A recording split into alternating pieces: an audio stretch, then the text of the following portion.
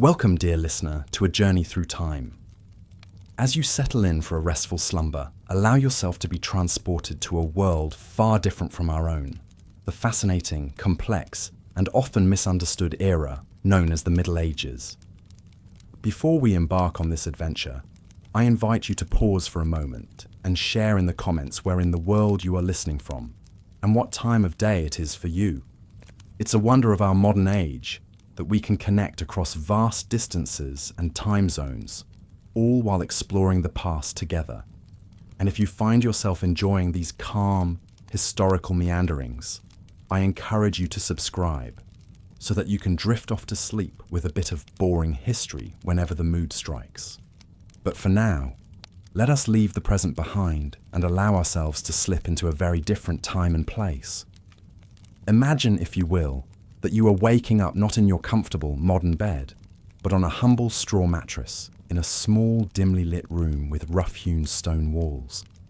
The air is cool and heavy with the sense of wood smoke, earth, and perhaps a hint of livestock. The only sound is the soft crackle of a single candle flame, casting dancing shadows on the walls. You might feel a moment of disorientation, a sense that something is not quite right, and indeed, it isn't. For somehow, through some strange twist of fate or dream, you have found yourself transported to medieval times. But fear not, for this is not a nightmare, but an opportunity to experience a different way of life, to walk in the footsteps of peasants and kings, to witness the triumphs and struggles that shape the world we know today. And all from the comfort and safety of your own bed. So take a deep breath, let your body relax into the mattress, and allow your mind to drift back through the centuries, to a time of castles and cathedrals, of chivalry and plague, of great faith and even greater change. Our journey begins in the English countryside, in a small village not unlike countless others that dotted the landscape in the Middle Ages.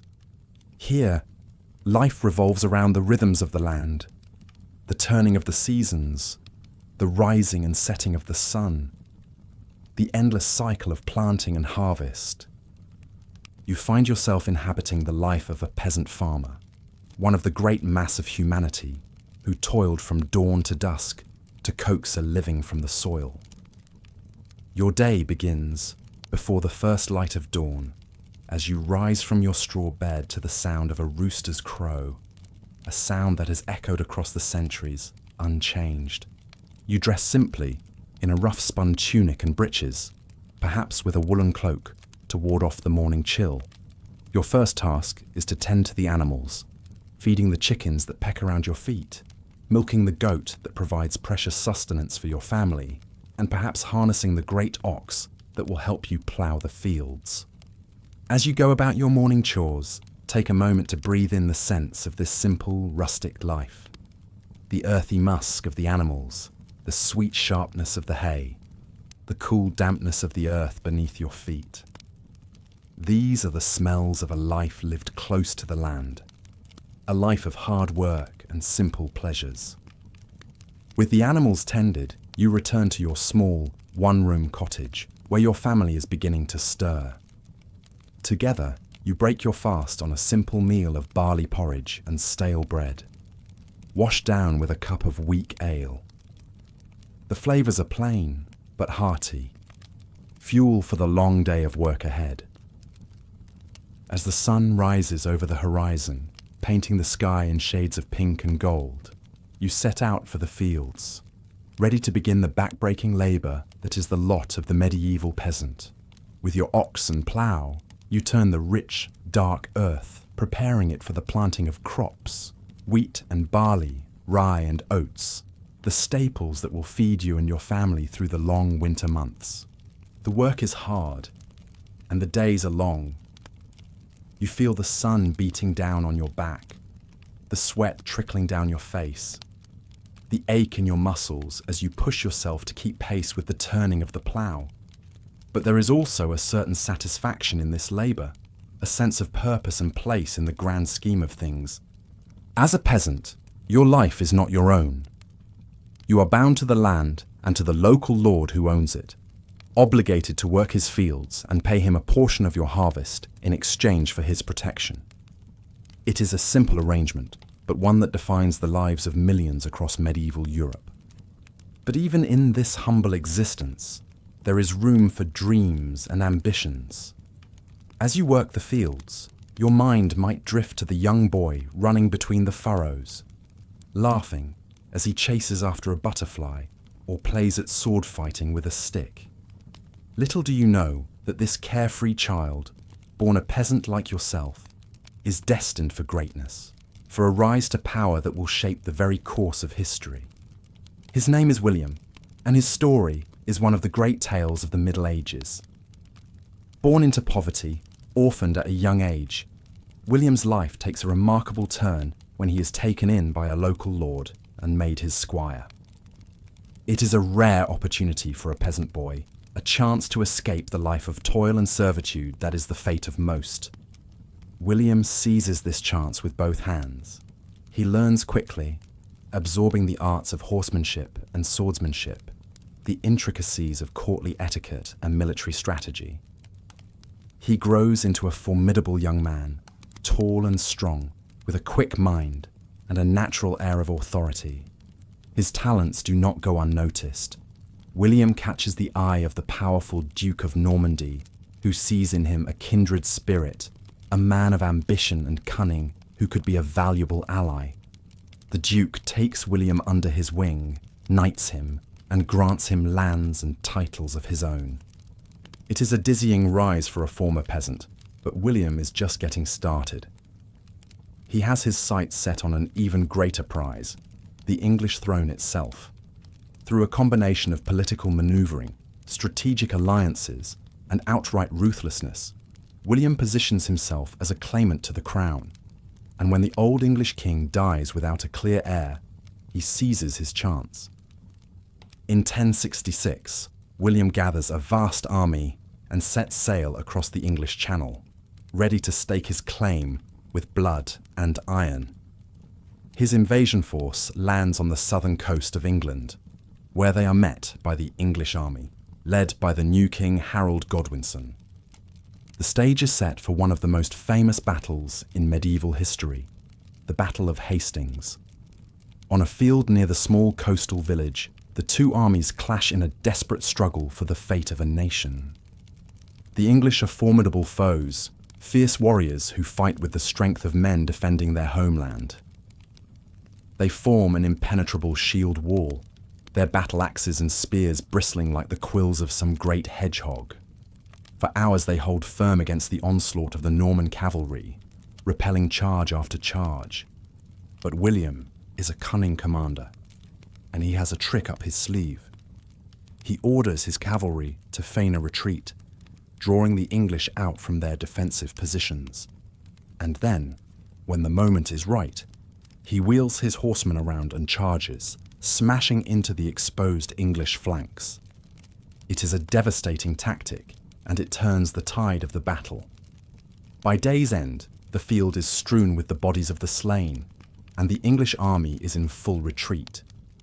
King Harold himself is dead, struck down by an arrow to the eye. William stands victorious, the crown of England now firmly within his grasp. On Christmas Day, 1066, he is crowned king in Westminster Abbey, ushering in a new era of Norman rule that will transform the country forever. The Norman conquest, as it comes to be known, is a watershed moment in English history. It brings with it sweeping changes to the language, culture, and power structures of the nation. French becomes the language of the court and the nobility, while English is relegated to the speech of the common folk. The old Anglo-Saxon aristocracy is uprooted and replaced by William's loyal Norman barons, who are granted vast tracts of land to secure their allegiance. These barons waste no time in asserting their newfound power and prestige. Across the countryside, the landscape begins to change as the Normans embark on a massive program of castle building. Motte and Bailey, castles spring up like mushrooms after a rain. Great earthen mounds topped with wooden keeps, surrounded by deep ditches and sturdy palisades. These early castles are relatively simple affairs, built more for function than form. But over time, as Norman rule becomes more entrenched, they give way to ever larger and more elaborate fortifications. Stone replaces wood, and the classic medieval castle takes shape. A towering keep surrounded by thick curtain walls, with soaring towers and crenellated battlements, all encircled by a wide, deep moat. For the Norman elite, these castles are more than just military strongholds. They are symbols of wealth and power, the physical embodiment of their dominance over the conquered English. Within their walls, the great lords and ladies play out the rituals and intrigues of courtly life, dining on sumptuous feasts in the great hall, entertained by minstrels and jesters. But life in a medieval castle is not all pomp and pleasure. It is also a hive of industry and activity, a small town unto itself. In the bailey, the blacksmith's forge glows red as he hammers out swords and armour, while fletchers carefully craft arrows and bowstrings. Men-at-arms train in the yard, the clash of their practice swords ringing off the stone walls. And in times of trouble, the castle becomes a refuge, a place of safety for noble and commoner alike. When war or unrest threatens, the drawbridge is raised, the portcullis lowered, and the great gates swung shut, sealing the castle and its inhabitants off from the dangers of the outside world. But the castle is not the only bastion of power and authority in the medieval landscape. Equally impressive, and in some ways even more influential, are the great cathedrals and monasteries that dot the countryside, soaring monuments to the might and grandeur of the Catholic Church. In an age where faith is the cornerstone of daily life, the Church wields immense power and influence.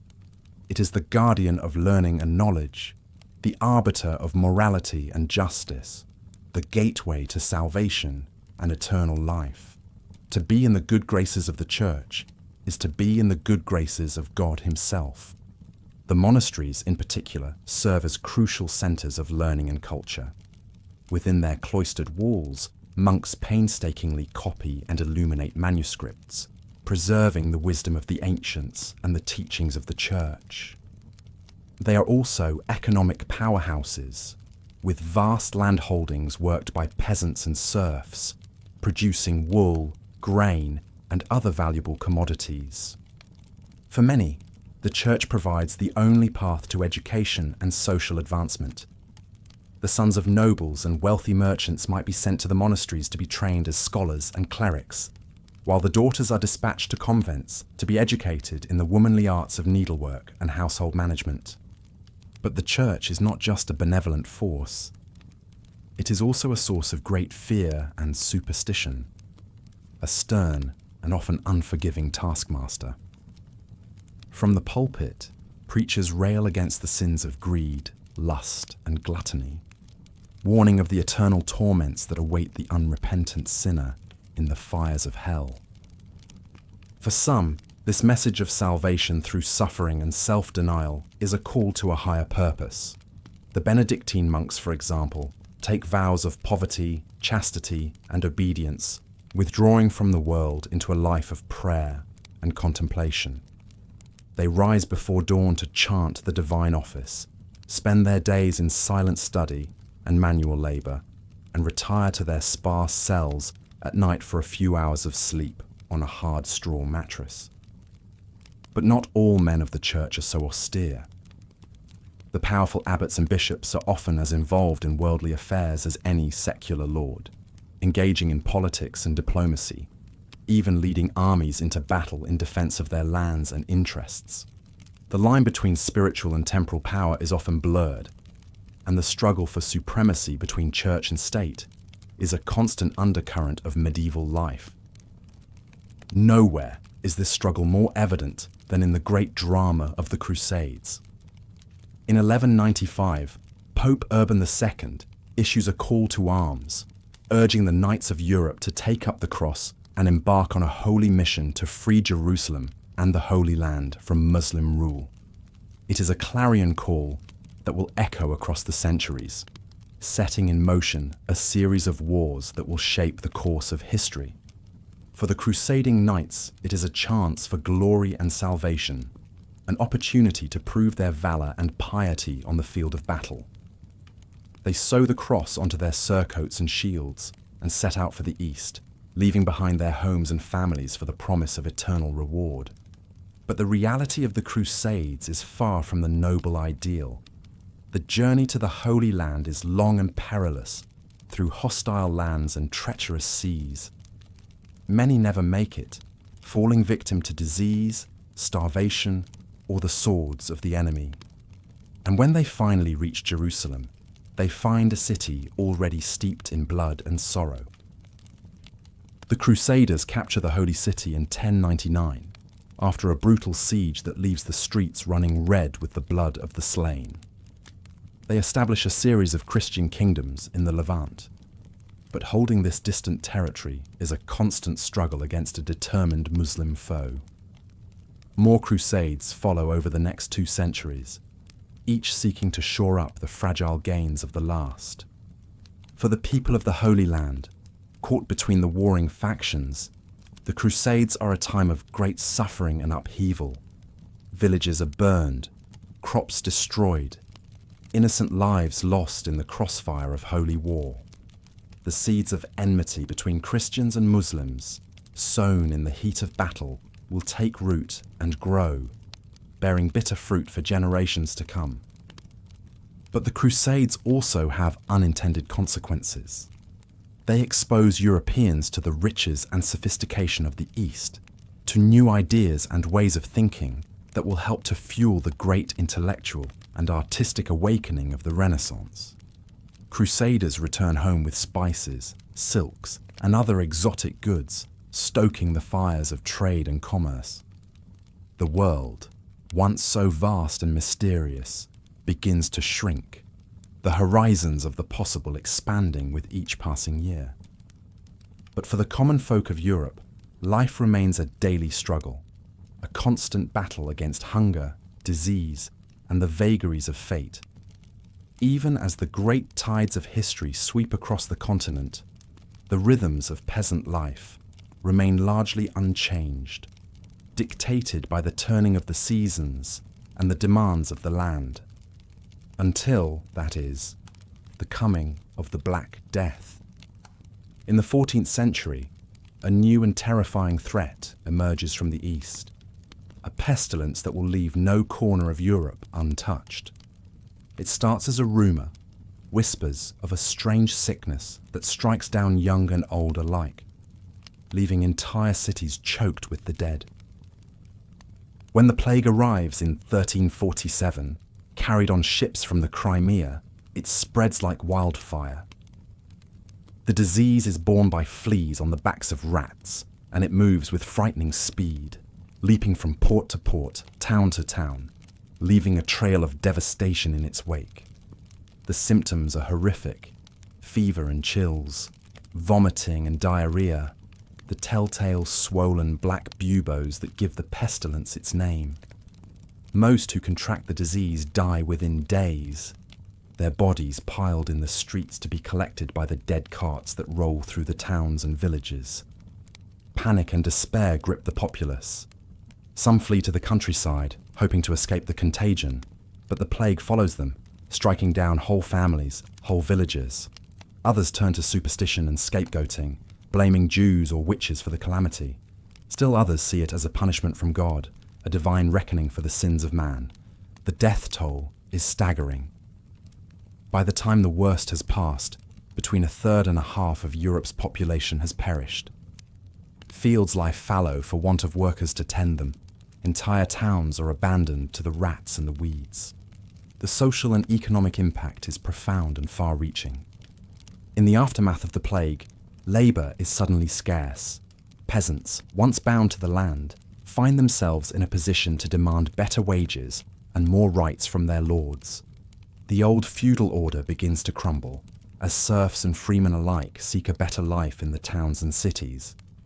But the spectre of the plague is not so easily banished. It will return in waves for centuries to come, a grim reminder of the fragility of life in the face of an indifferent universe. Even as Europe reels from the devastation of the Black Death, another great calamity looms on the horizon. In the rolling fields of France and the muddy pastures of England, two great powers are locked in a struggle for supremacy that will consume a generation. The 100 Years' War, as it comes to be known, is a conflict born of dynastic ambition and national pride. It begins as a dispute over the French crown, with England's King Edward III claiming the throne through his mother's line. But it quickly escalates into a bitter struggle for territory and influence as the two kingdoms vie for control of the rich lands of Aquitaine and Normandy. The war is marked by great. As the morning sun filters through the narrow window of your cottage, you awaken to the sound of a rooster crowing in the distance. The air is cool and crisp, carrying the scent of wood smoke and damp earth. You stretch and rise from your straw mattress, your body aching from the previous day's labours in the fields. Life as a medieval peasant is not easy, but it is the only life you have ever known. Your days are ruled by the rhythms of the seasons and the demands of your feudal lord. You are but one small piece in the great hierarchical puzzle of medieval society, bound by duty and tradition. You splash some cold water on your face from a wooden basin and don a simple woolen tunic and breeches. There is no time to linger. There are animals to feed, crops to tend, and 1,000 other tasks that require your attention. You break your fast with a humble meal of stale bread and weak ale, the staples of the peasant diet. As you step out into the muddy lane that runs through your village, you are greeted by the sights and sounds of daily life in the Middle Ages. The blacksmith's hammer rings out as he toils over his anvil, shaping iron into tools and horseshoes. The baker pulls loaves of bread from his clay oven, their aroma wafting through the crisp morning air. Children dart between the timber-framed houses, laughing and playing with crude wooden toys. At the centre of the village stands the small stone church, its bell tolling to mark the hours of prayer. The church is the heart of village life, providing not only spiritual guidance, but also serving as a place of sanctuary and community gathering. The local priest is one of the few literate people in the village, and he serves as a conduit to the wider world beyond the manor. Beyond the village lie the strip fields, where you and your fellow peasants toil to raise crops for your own sustenance and to pay your rents and tithes to your lord. The work is backbreaking and never-ending, but there is a certain satisfaction in coaxing life from the soil and watching the crops grow tall and strong under the summer sun. As you work, you might exchange news and gossip with your fellow labourers. Talk of the weather, the health of the livestock, the latest proclamations from the Lord's manor house.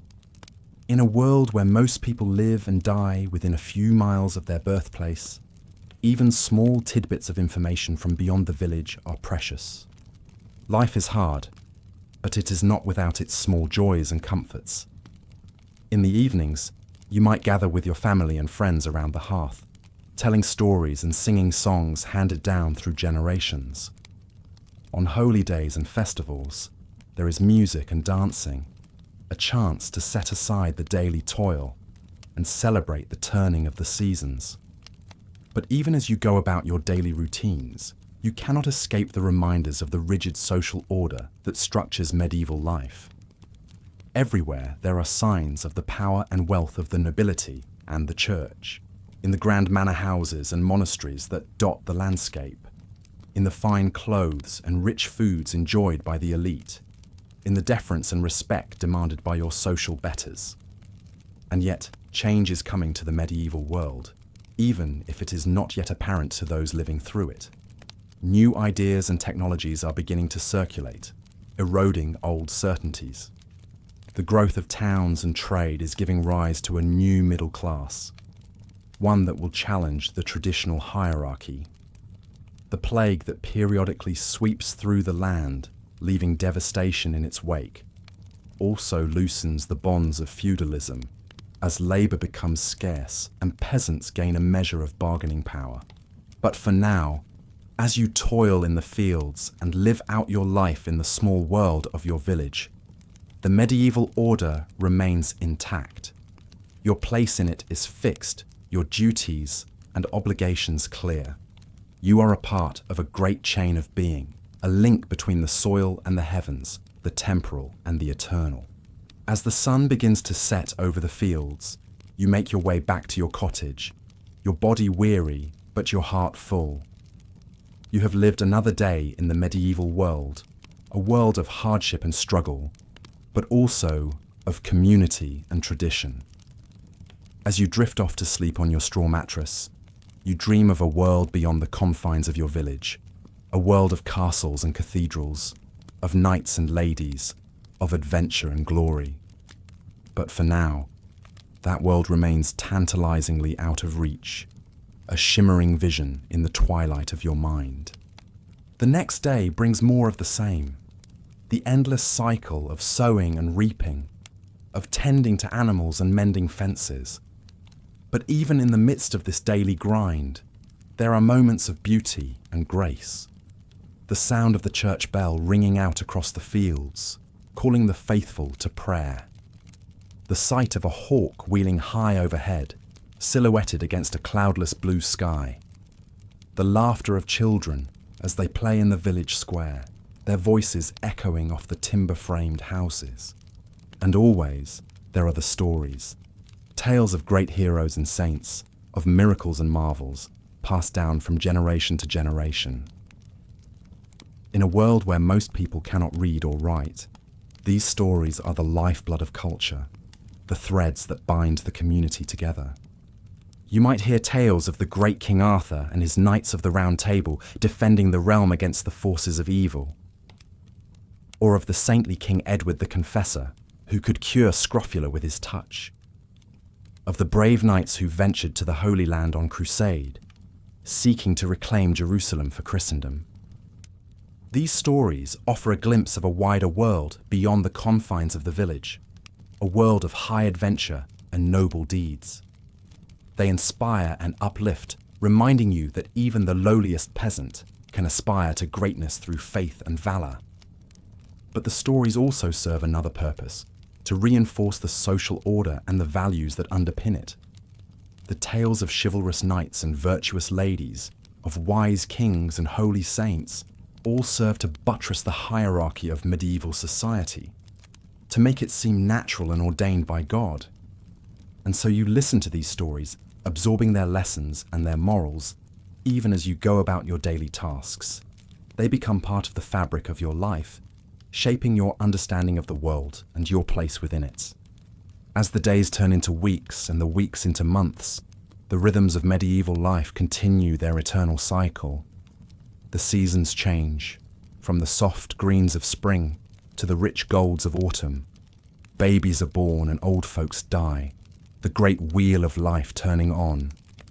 And through it all, the land endures, the fields and forests, the rivers and hills that have sustained generations of peasants like yourself. It is a hard life, a life of toil and struggle, but it is also a life deeply rooted in the soil, in the timeless patterns of nature. In moments of quiet reflection, you might ponder the mysteries of the world, the great questions that have puzzled humanity since the dawn of time. What is the purpose of life? What lies beyond the veil of death? How can one live a good and righteous life in a world so full of suffering and injustice?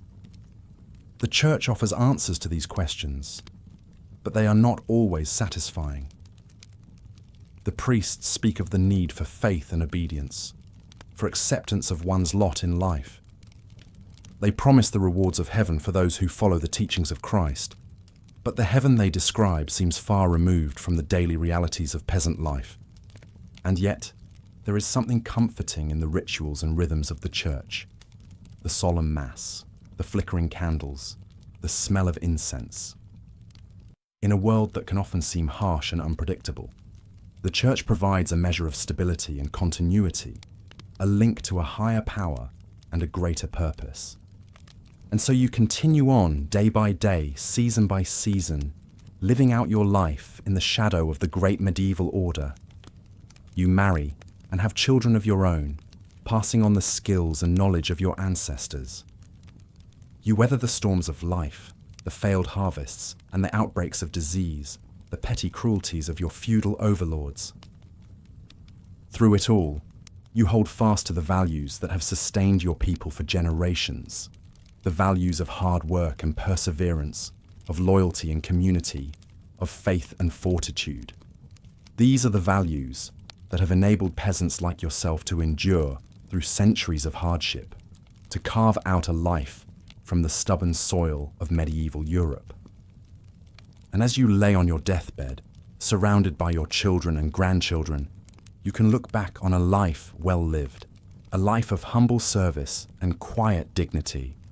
You may not have achieved great fame or fortune, but you have played your part in the great tapestry of medieval life, adding your own small thread to the vast and intricate weave. As you close your eyes for the final time, you can take comfort in the knowledge that the world will go on without you, that the fields will still be ploughed and the prayers still said, that the stories will still be told and the songs still sung. For in the end, it is not the individual that matters, but the community, the great chain of being that links the lowliest peasant to the mightiest king, the living to the dead, the temporal to the eternal. And so you slip away, your soul winging its way to the great beyond, leaving behind the cares and sorrows of the mortal world. You have lived and loved, struggled and overcome, and now you can rest in the peace of the ages, secure in the knowledge that your life, however humble, has been a part of something greater, a small but vital thread in the vast tapestry of human history. As the years turn into decades and the decades into centuries, the medieval world that you knew slowly fades away, giving way to new eras and new ways of thinking. But the legacy of that world lives on, in the stones of the great cathedrals and castles, in the words of the poets and philosophers, in the values and traditions that continue to shape our world today. And through it all, the land endures, the fields and forests, the rivers and hills that have witnessed the rise and fall of countless generations. It is a reminder of the fleeting nature of human life, of the great cycles of birth and death, growth and decay that govern the natural world.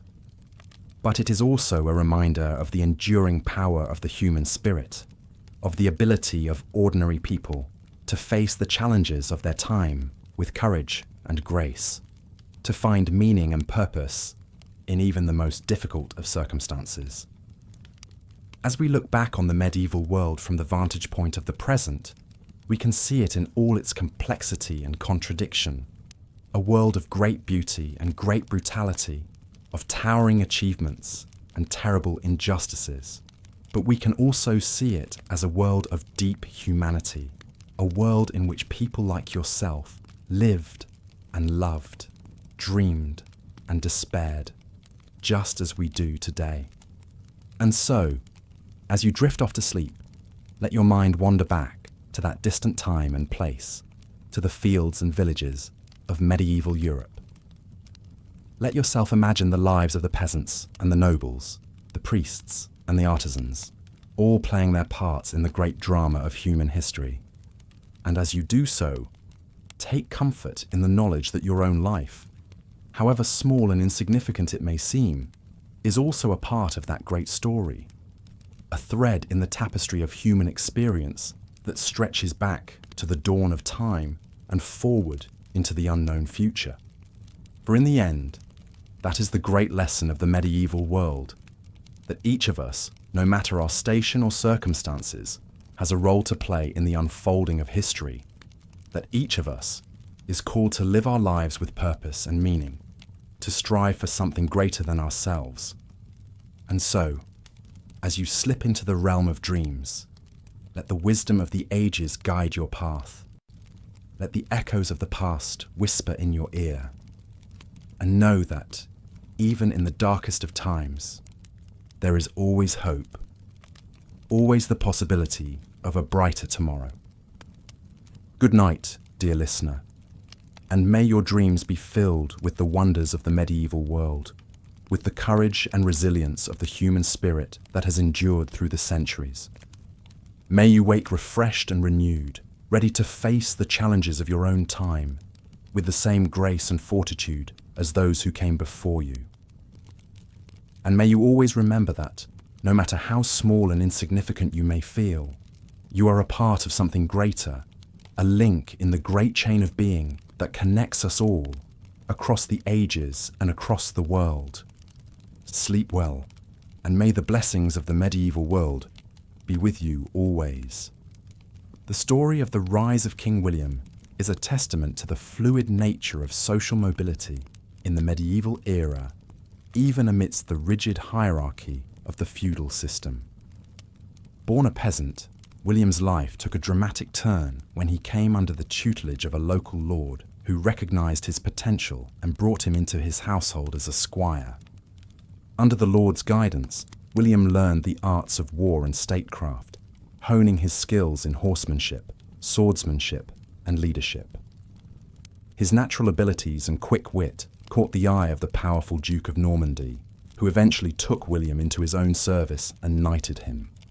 William's rise through the ranks of the Norman aristocracy was meteoric. He quickly became one of the Duke's most trusted advisors, displaying a keen political acumen and a ruthless determination to succeed. When the old Duke died without a clear heir, William saw his chance to seize power. Through a combination of diplomacy, bribery, and sheer force of will, William outmaneuvered his rivals and secured the support of key Norman nobles. He was crowned Duke of Normandy in 1035, at the age of just 20. But William's ambitions did not stop there. He had long believed that he had a claim to the English throne through his distant relation to the childless King Edward the Confessor. When Edward died in 1066, William saw his opportunity to make that claim a reality. Gathering a massive army and fleet, William launched a daring invasion of England, landing on the south coast and marching towards London. His path was blocked by the English king Harold Godwinson, who had himself only recently taken the throne. The two armies met at the Battle of Hastings, a pivotal moment in English history. The battle was long and bloody, with the English fighting bravely but ultimately falling to the superior Norman cavalry and archers. King Harold was killed, reputedly by an arrow through the eye, and the English resistance crumbled. William's victory at Hastings marked the beginning of a new era in English history. He was crowned King of England in Westminster Abbey on Christmas Day, 1066, taking the name William the Conqueror. As king, William set about consolidating his power and reshaping English society in the Norman mould. He distributed lands and titles to his loyal Norman followers, displacing the old Anglo-Saxon aristocracy.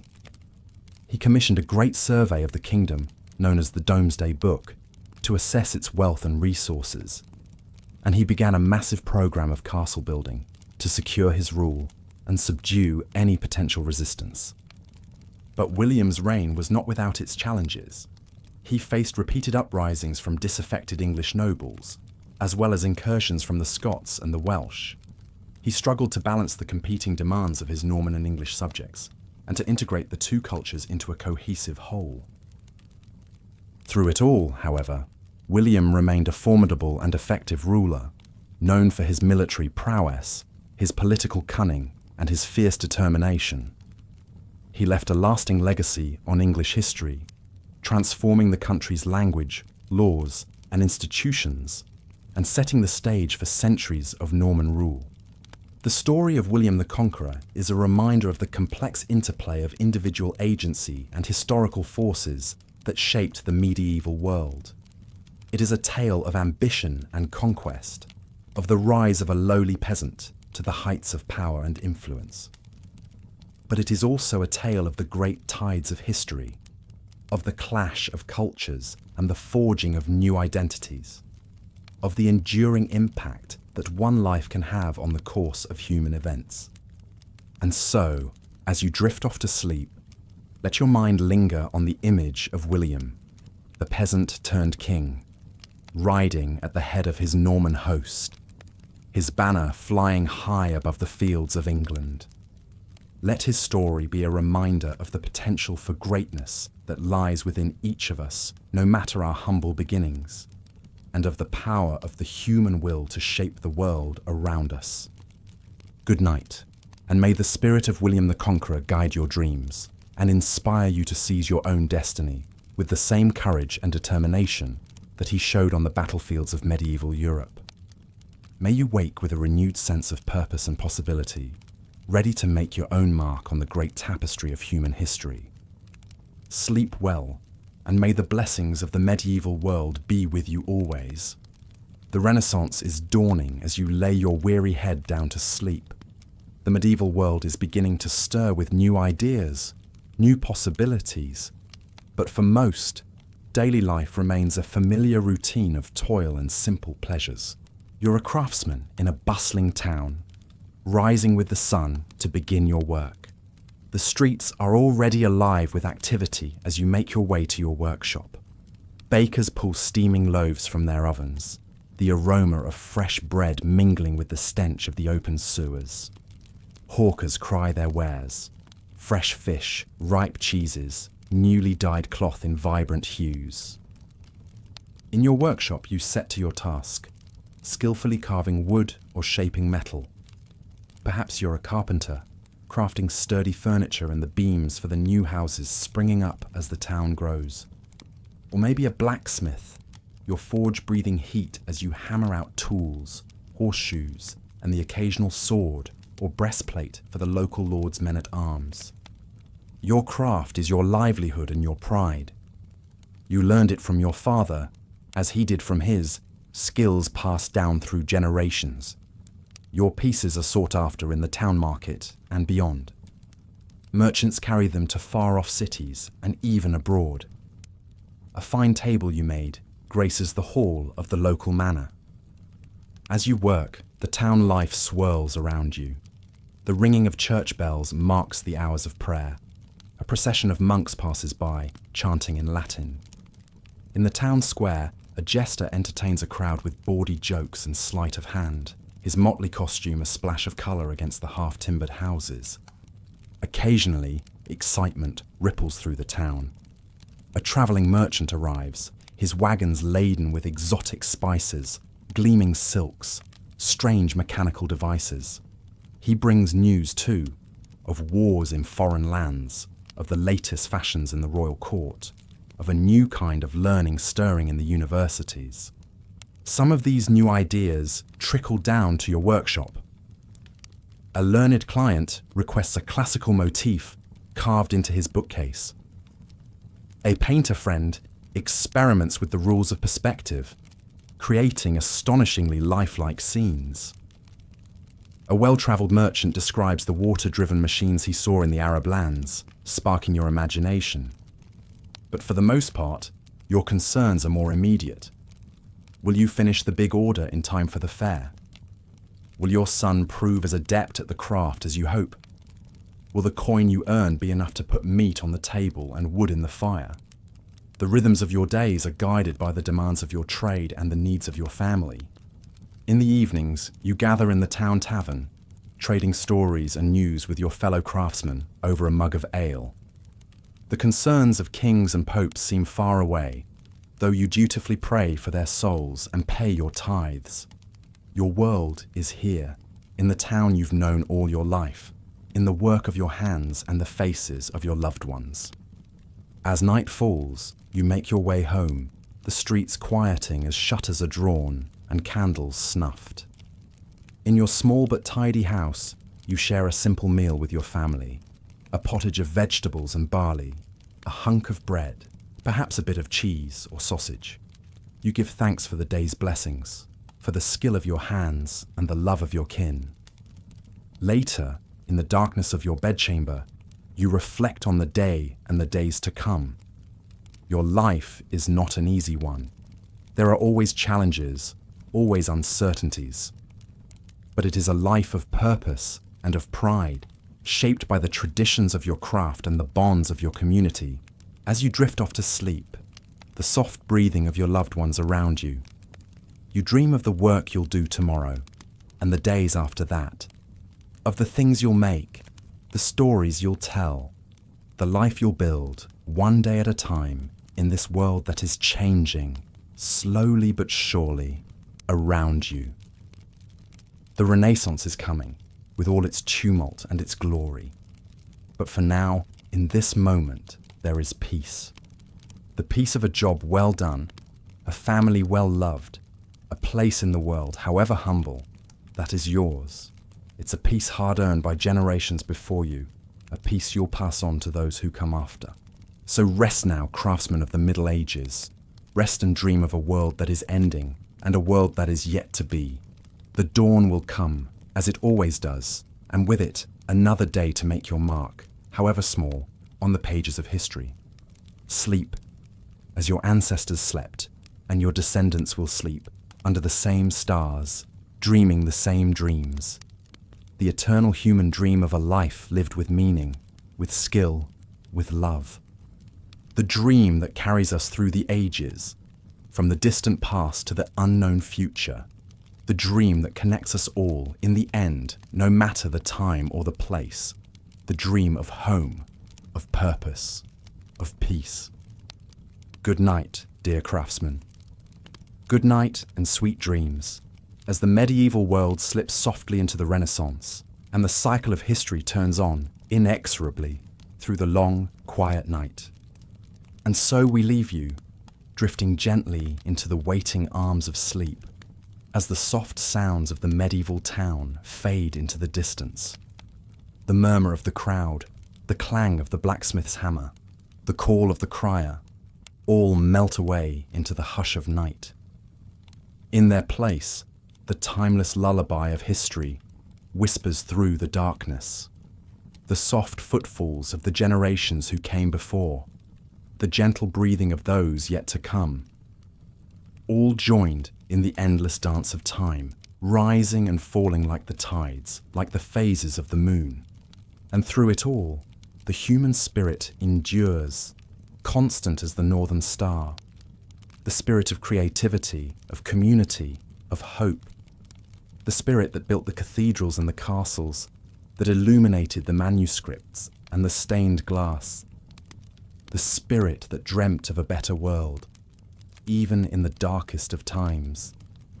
That spirit lives on in you, dear listener, as you slip into the realm of dreams. It connects you to the craftsman in his workshop, to the monk in his scriptorium, to the peasant in his field, to all those who came before and all those who will follow. So let that connection comfort you as you drift off into the peaceful oblivion of sleep. Let it remind you that you are part of something greater, something enduring, that your story, however small it may seem, is woven into the grand tapestry of human history.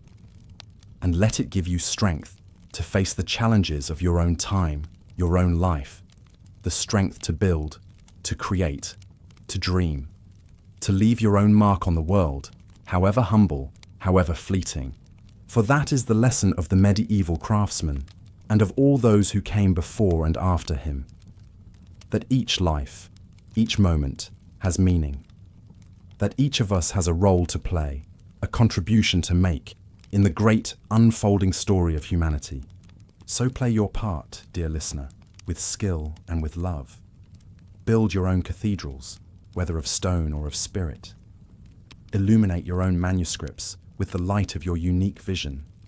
And when the night comes, as it must for all of us, rest easy in the knowledge that you have lived and loved and left your mark, that you have been a part of the human story in all its sorrow and all its glory. Good night, dear time traveller.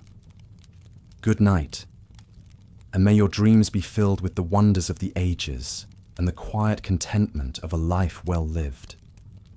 May you wake to a world made a little brighter by your presence, a little richer by your gifts. And may the echoes of the medieval craftsman's workshop and of all the workshops and all the workers of history resound softly in your sleeping ears.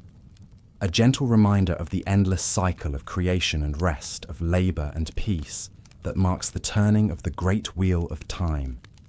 Sleep now and dream. Dream of ages past and ages yet to come. Dream of the infinite possibilities of the human spirit and of your own precious place in the vast, unfolding tapestry of history. Good night and sweet dreams until the dawn comes round again and the great work of living begins anew. The sun rises over the medieval landscape, casting long shadows from the towering spires of a great cathedral. The building seems to reach to the very heavens, a testament to the power and influence of the church in this age. As you approach, you hear the faint chanting of monks drifting from within, their voices raised in an endless cycle of prayer. You step inside, and the bustle of the outside world fades away, replaced by an ethereal stillness. Light filters through intricate stained glass windows, painting the stone floor in a kaleidoscope of colors. The air is thick with the scent of incense and burning candles. This is more than just a place of worship.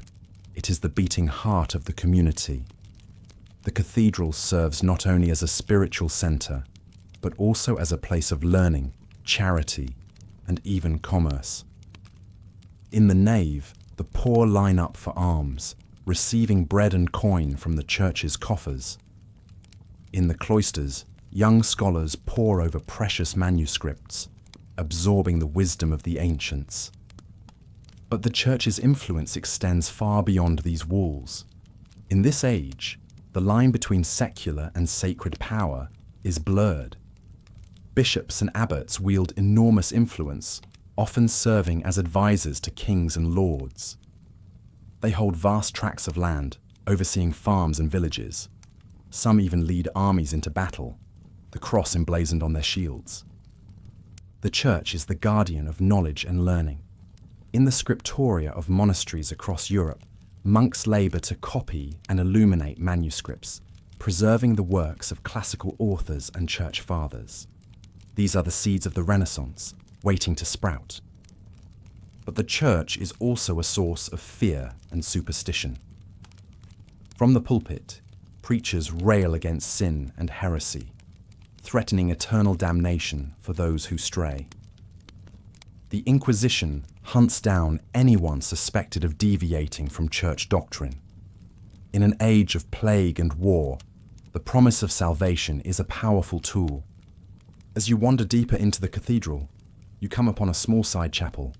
Inside, a lone monk kneels in prayer, his robes dusty from the road. This is Francis of Assisi, a man who will come to embody a new ideal of Christian devotion. Born into a wealthy Italian family, Francis enjoyed a life of privilege and pleasure in his youth. But a series of encounters with beggars and lepers led to a spiritual awakening. He renounced his worldly goods and took a vow of poverty, dedicating himself to a life of simplicity and service. Francis preached a gospel of love and compassion, seeing the divine in all of creation. He tamed a wolf that was terrorizing a village, seeing it as a brother. He composed hymns to the sun and moon, praising them as God's handiwork. His example inspired thousands to follow him, forming a new religious order, the Franciscans. They wandered the countryside, preaching to the poor and tending to the sick. They embodied a new model of spirituality, one based on humility, charity, and a direct connection to God. Francis's legacy would endure long after his death. His simple piety and love of nature would influence figures as diverse as Dante and Gandhi. In a time of religious schism and corruption, he offered a path back to the original message of Christianity. As you watch Francis pray, lost in silent contemplation, you feel a sense of peace wash over you.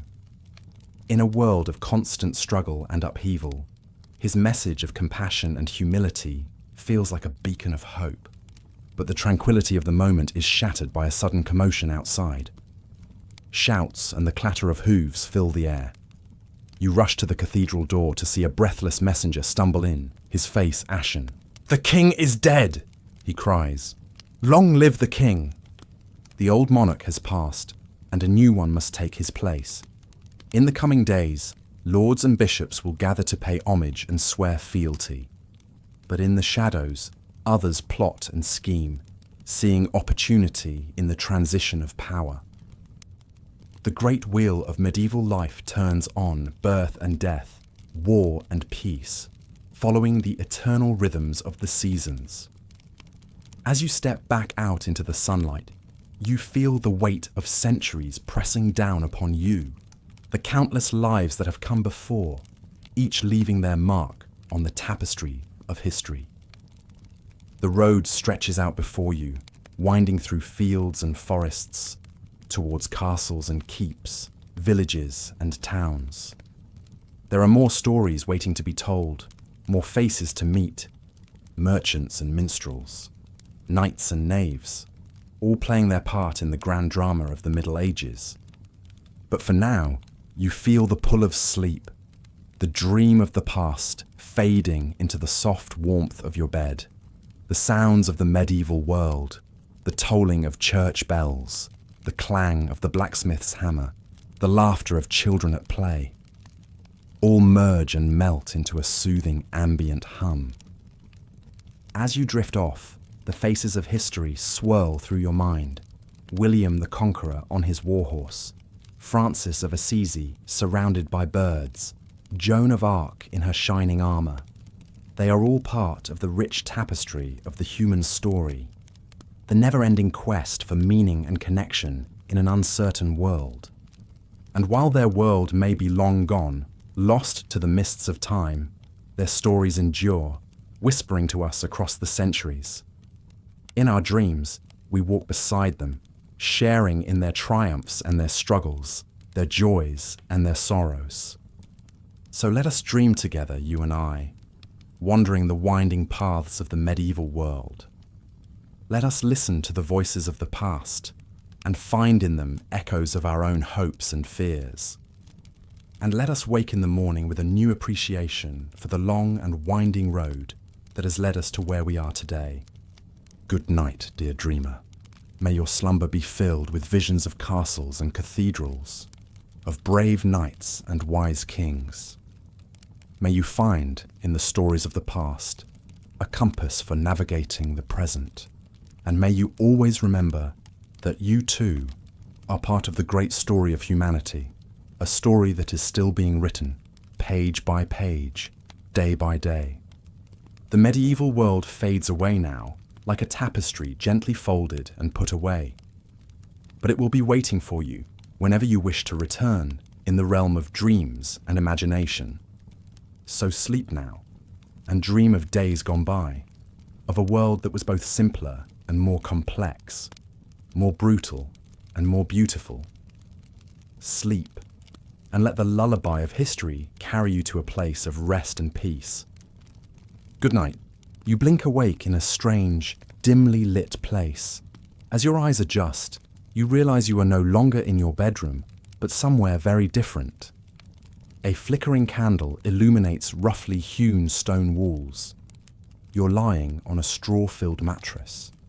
The air smells of wood smoke, animals, and earth. Somehow, you have woken up in medieval times. Relax back into the straw mattress as we embark on a calming journey through this bygone era, walking in the footsteps of kings, peasants, merchants, and monks. Let the rich tapestry of medieval life gently unfold as you drift off to a deep slumber. You have awoken as a peasant farmer in a small English village. It's just before dawn and the rooster crows, same as it has for hundreds of years. You rise from your modest straw bed and pull on a simply spun tunic and breeches. The first order of the day is tending to the animals, feeding the chickens, goats, and enormous ox you use to pull the plough. The smells of hay, manure, and earth fill the air. You then join your family for a simple breakfast of barley porridge and stale bread in your small one-room cottage. The flavours are plain but hearty. As the sun rises, you head out to the fields to begin a long day of back-breaking labour, ploughing, planting, and harvesting crops of wheat, barley, and rye. The work is arduous. but there is a certain peace in the rhythm of the seasons. Your life is modest, but you take pride in working the land for the local lord in exchange for protection. Little do you know, one young peasant boy running through these same fields will rise to become one of the most transformative kings in English history. That young boy's name is William.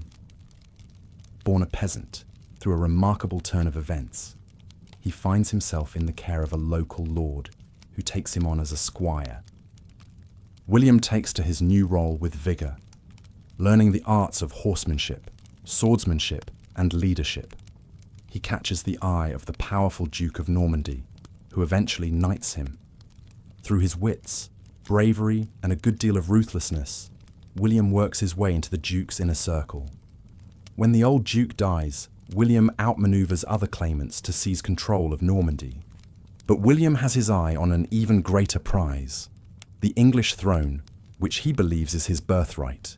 In 1066, he launches a daring invasion, leading to one of the most famous battles in medieval history. Tens of thousands of soldiers clash on a field near the small coastal village of Hastings. The Anglo-Saxons, wielding battle axes and forming an impenetrable shield wall, face off against the mounted Norman knights in a bloody day-long battle. William uses a fake retreat to draw the Anglo-Saxons out, then his cavalry charges, cutting them down. By day's end, the Anglo-Saxon king is dead, his army destroyed. William is crowned King of England on Christmas Day 1066 in Westminster Abbey, ushering in a new era. The Norman conquest will transform England, reshaping its language, customs, and aristocracy. French becomes the language of the court. William distributes lands to his loyal Norman barons, uprooting the Anglo-Saxon power structures.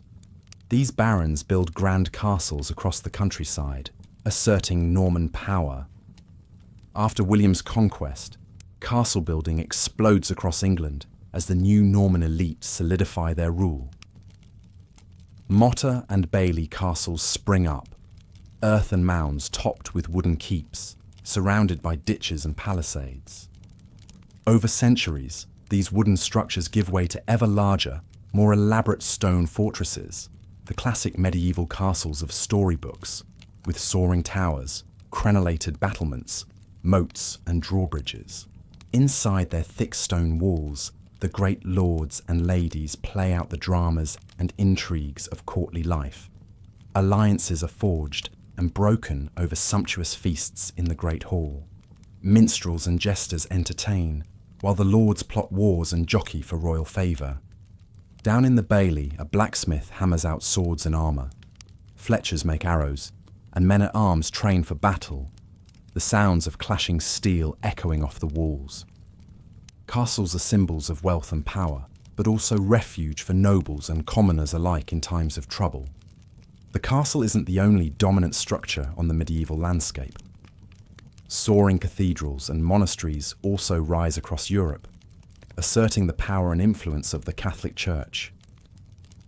Monasteries serve as centres of learning, where monks painstakingly copy and illuminate manuscripts, preserving classical knowledge. They are also economic powerhouses, with vast land holdings worked by peasants. For many, the Church provides education, charity, and the promise of eternal salvation, but it also instills the fear of sin and damnation. Preachers rail against greed, lust, and gluttony.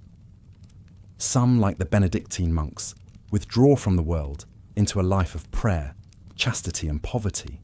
Others, like the powerful abbots and bishops, engage in worldly politics and even lead armies into battle.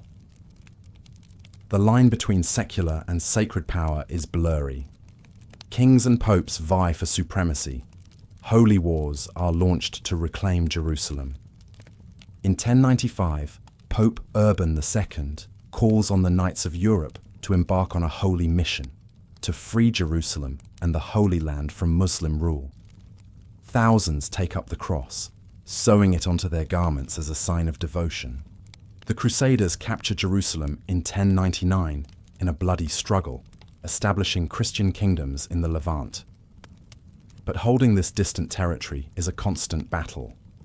More crusades follow over the next 2 centuries. For the crusading knights, it's a chance for glory, adventure, and salvation. But it's also a brutal, bloody conflict that sows seeds of religious enmity between Christians and Muslims. The Crusades also expose Europeans to the riches and sophistication of the East. They bring back spices, silks, and new ideas that will help fuel the Renaissance. But for now, life remains a daily struggle for most, even as great change looms on the horizon. Among the crusading knights who journeyed to the Holy Land was a young French noble named Louis. Born into a family of minor nobility, Louis was always a deeply pious child. As a youth, he spent hours in prayer and devotion, much to his father's dismay, who wanted him to focus on the arts of warfare and statesmanship. But when Pope Urban's call for the First Crusade reached their castle, Louis knew his destiny had arrived. Against his father's wishes, he took the cross and set out for Jerusalem, leaving behind his young wife and infant son. The journey was long and perilous. Louis saw many of his fellow knights succumb to disease, starvation, and the swords of the Seljuk Turks. But his faith never wavered. He believed utterly in the righteousness of their cause. When the Crusaders finally reached Jerusalem and breached its walls, Louis was among the first to enter the city. The slaughter that followed was terrible, with the Crusaders killing thousands of Muslim and Jewish inhabitants. Louis himself took no part in the bloodshed, instead falling to his knees in prayer at the Church of the Holy Sepulchre. With Jerusalem secured, Louis resolved to stay and defend the newly established Kingdom of Jerusalem. He sent word to his wife to join him, which she did, making the long journey with their young son and a retinue of servants.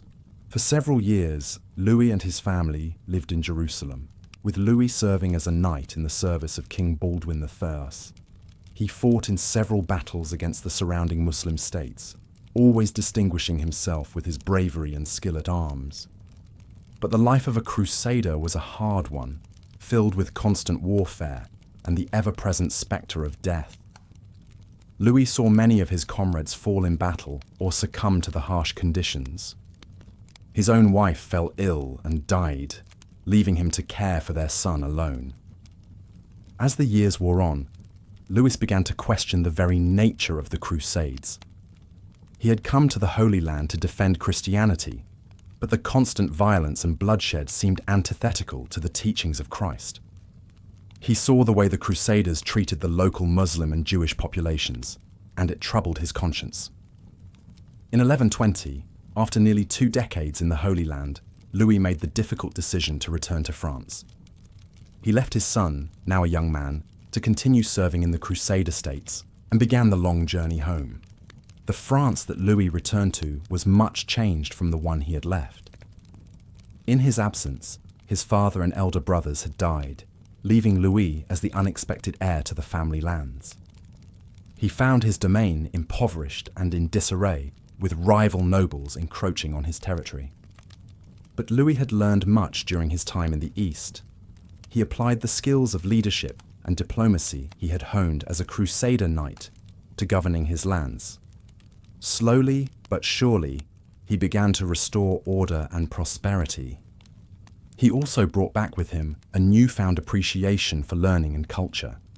In the Holy Land, he had encountered the rich traditions of Muslim and Byzantine scholarship, and he was determined to bring some of that knowledge back to France. He invited scholars and artisans to his court, establishing a library and a school.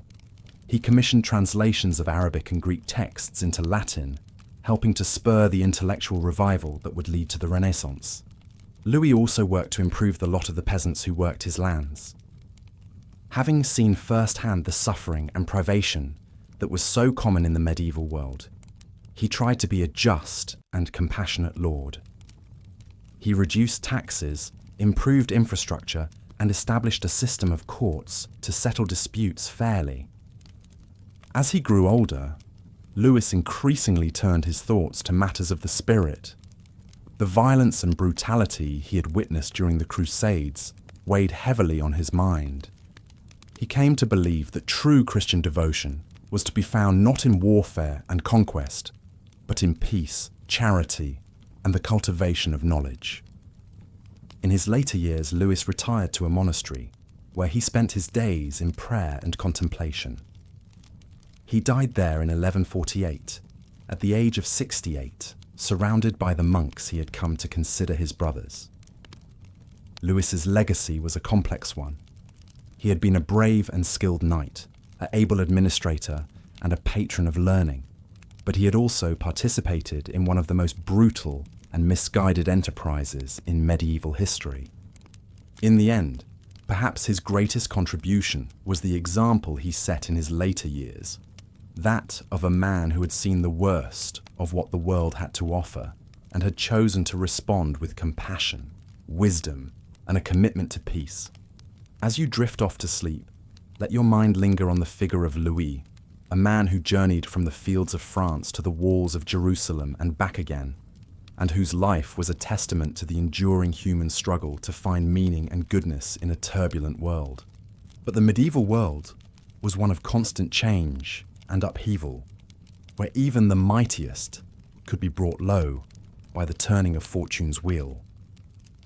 And as the 12th century gave way to the 13th, a new power was rising in the East that would once again set the stage for conflict and transformation.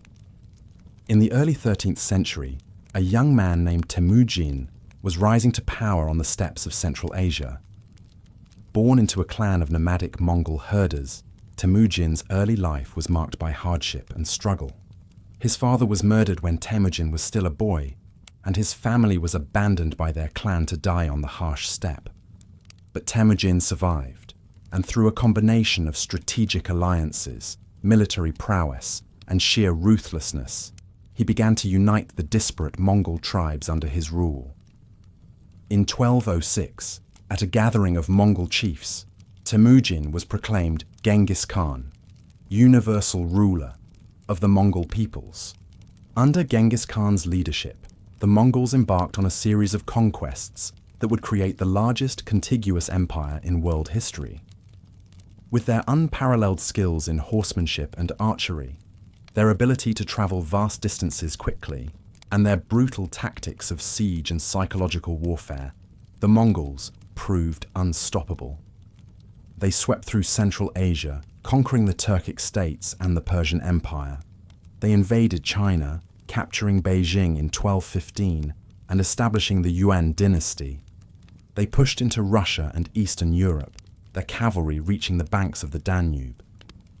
To the people of medieval Europe, the Mongols were a terrifying and alien force, seeming to appear out of nowhere to wreak destruction and slaughter. Tales of their brutality spread far and wide, of pyramids built from the skulls of the vanquished, of whole cities put to the sword, of prisoners used as human shields in battle. But the Mongols were also known for their religious tolerance, their efficient system of governance, and their promotion of trade and cultural exchange along the Silk Road. Under Mongol rule, the Silk Road became a conduit not just for goods, but for ideas, technologies, and artistic styles, linking Europe and Asia more closely than ever before. As Genghis Khan's empire expanded, it began to strain under its own size and diversity. After his death in 1227, the empire was divided among his sons and grandsons, who continued to expand Mongol rule, but also fought amongst themselves for power. It was one of these grandsons, Hulagu Khan, who would come to pose the greatest threat to the medieval Islamic world. In 1258, Hulagu's forces captured Baghdad, the capital of the Abbasid Caliphate, slaughtering tens of thousands and bringing an end to the Islamic Golden Age. The fall of Baghdad sent shockwaves throughout the Muslim world. It marked a decisive shift in power from the Arab heartlands to the Mongol-ruled lands of Persia and Central Asia. It also opened the door for a new power to emerge in the region, the Mamluks of Egypt, who would defeat the Mongols in battle and establish themselves as the dominant force in the Islamic world. For the people of medieval Europe, The Mongol invasions were a source of both terror and fascination. The Mongols were seen as a scourge sent by God to punish the sinful, a people of Magog who heralded the end times. But they were also admired for their military prowess and their exotic ways. European envoys, missionaries and merchants ventured to the Mongol court, bringing back tales of the Khan's vast riches, his magnificent palaces, and the strange customs of his people. The Mongols, for their part, showed an interest in European culture and religion, with some Mongol princesses even marrying into European royal families. But the Mongol Empire was ultimately to be a fleeting one. By the 14th century, it had fragmented into competing khanates, which in turn fell to the rising powers of the Russians, the Chinese, and the Ottomans. The legacy of the Mongols, however, would endure. They had shaken the foundations of the medieval world, accelerating the pace of change and exchange across Eurasia.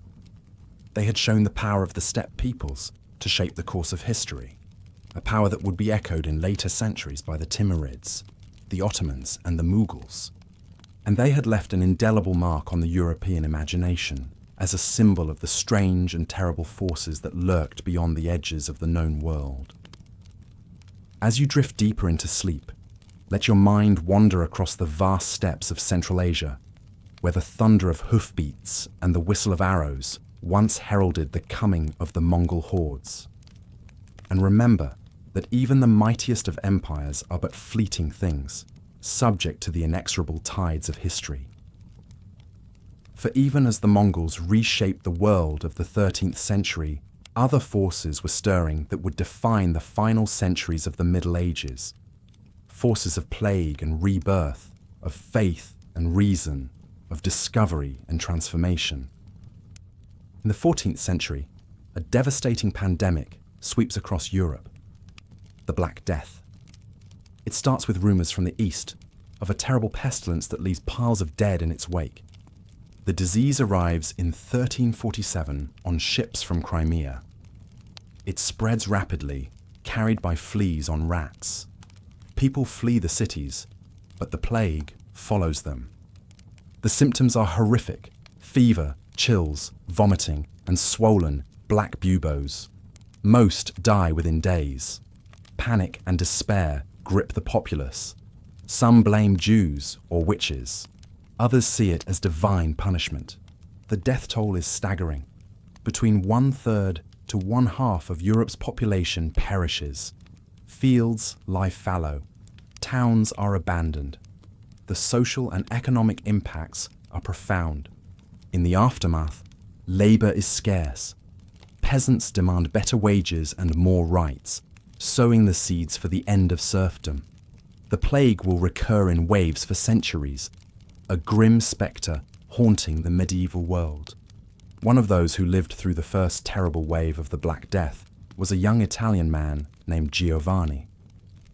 Born into a family of wealthy Florentine merchants, Giovanni had always been a precocious child, with a quick mind and an insatiable curiosity about the world. When the plague struck Florence in 1348, Giovanni was just 18 years old. He watched in horror as the disease ravaged his city, claiming the lives of his friends, his neighbours, and finally his own parents and siblings. Bereft and alone, Giovanni threw himself into his studies as a way to cope with his grief. As the sun sets on another day in the medieval world, the bustling streets and fields grow quiet. Farmers and craftsmen return to their humble homes, while nobles retire to their grand chambers high in the castle keeps. In a small, thatched roof cottage, a family gathers around the hearth for the evening meal. The fire crackles, casting a warm glow over their faces as they break bread and share a simple stew of vegetables and barley. The father, a weathered peasant with calloused hands, says a brief prayer of thanks for the food and for another day of life and health. After the meal, the children settle in for a story before bed. The mother, a kind-faced woman with a melodic voice, begins to tell a tale passed down through generations. It's a story of brave knights and fair maidens, of dragons and magic, of good triumphing over evil. The children listen with rapt attention, their eyes wide with wonder. Stories like these are the entertainment of the age, shared around fires and in great halls alike. In a time before books are common, they serve as both education and escape, teaching lessons of morality and courage while transporting listeners to realms of fantasy. As the story ends and the children drift off to sleep, the father banks the fire and the mother tidies the cottage. They too will soon retire for the night, to rest their weary bodies and rise with the sun to begin another day of toil. For most in the medieval era, life follows this simple, cyclical pattern, dictated by the rising and setting of the sun, the turning of the seasons. It's a hard life, one of constant labour and little leisure, where drought or disease can spell disaster. Yet there are also moments of joy and community, in the celebrations of a good harvest, a wedding, or a saint's feast day. In the countryside, far from the bustle of the cities and towns, the night brings a profound stillness. The only sounds are the gentle lowing of cattle, the hoot of an owl, the rustle of the wind through the trees. Under the canopy of stars, the medieval world slumbers. But not all sleep. In the monasteries, the faithful keep their nightly vigils. Monks chant prayers in the chapel, their voices rising in ancient haunting melodies. In the scriptorium, scribes work by candlelight to painstakingly copy sacred texts and scholarly works, preserving the wisdom of the ancients. For these men of God, the night is a time of quiet devotion and reflection. They have forsaken the worldly life for one of contemplation and service, dedicating themselves to prayer, study, and the care of the poor and sick. In their gardens, they grow medicinal herbs and tend to the ailing. In their libraries, they safeguard the knowledge of the past and teach the scholars of the future. Theirs is a life of discipline and sacrifice, but also one of purpose and spiritual fulfillment. As the night deepens, even the monks retire, leaving the monastery in silence. The candles are extinguished, the books closed. Only the eternal light in the chapel remains, a symbol of the constant presence of God. In the cities, the night takes on a different character. Though the respectable citizens sleep, the taverns and inns are alive with activity. Here, travellers and locals alike gather to drink, gamble, and share news from afar. In a corner, a minstrel strums a lute and sings a bawdy ballad, much to the delight of the crowd. A group of merchants discuss the latest wares and prices, striking deals over cups of ale. A young scholar debates philosophy with an old soldier, their voices rising over the din. These are the places where social boundaries blur, where a peasant may rub shoulders with a nobleman, where a foreigner may find a welcome. They are the melting pots of the medieval world, where ideas and stories are traded as readily as goods and coin. But even these lively spaces eventually quiet as the night wears on. The minstrel packs up his lute, the merchants shake hands on their agreements, the scholar and soldier drain their cups and bid farewell.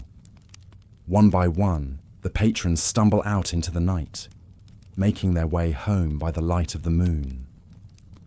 In the castle, the lord and lady sleep in their opulent bedchamber, attended by servants. For them, comfort and security are a given, their power and wealth ensuring a life far removed from the struggles of the common folk. But even they are not immune to the darker aspects of medieval life. Political intrigue, war, and disease respect no rank. A noble life can be snuffed out as quickly as a peasant's, by a blade in the dark, a festering wound, or a sweeping plague. And so, as the castle sleeps, guards pace the battlements, ever watchful for signs of threat. In the stables, a squire sleeps among the horses, ready to rouse at a moment's notice. Even in repose, the machinery of power and protection never fully rests. As the deepest part of the night approaches, a hush falls over the land. It's the quietest hour, when even the most restless souls succumb to sleep's embrace. In these moments, the medieval world seems to hold its breath, suspended between the labours of one day and the promise of the next.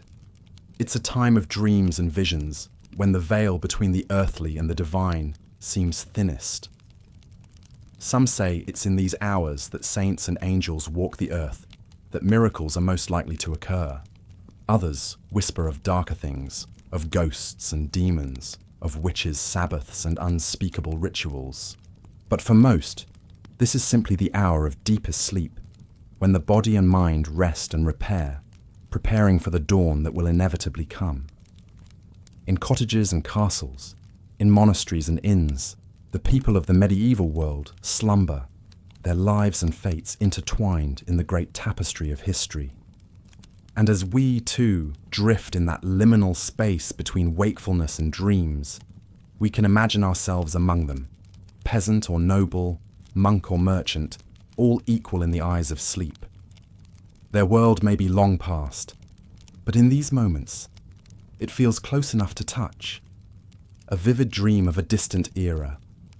So let us linger here a while, in this realm of quiet and shadow, and let the lullaby of history carry us gently into the embrace of sleep.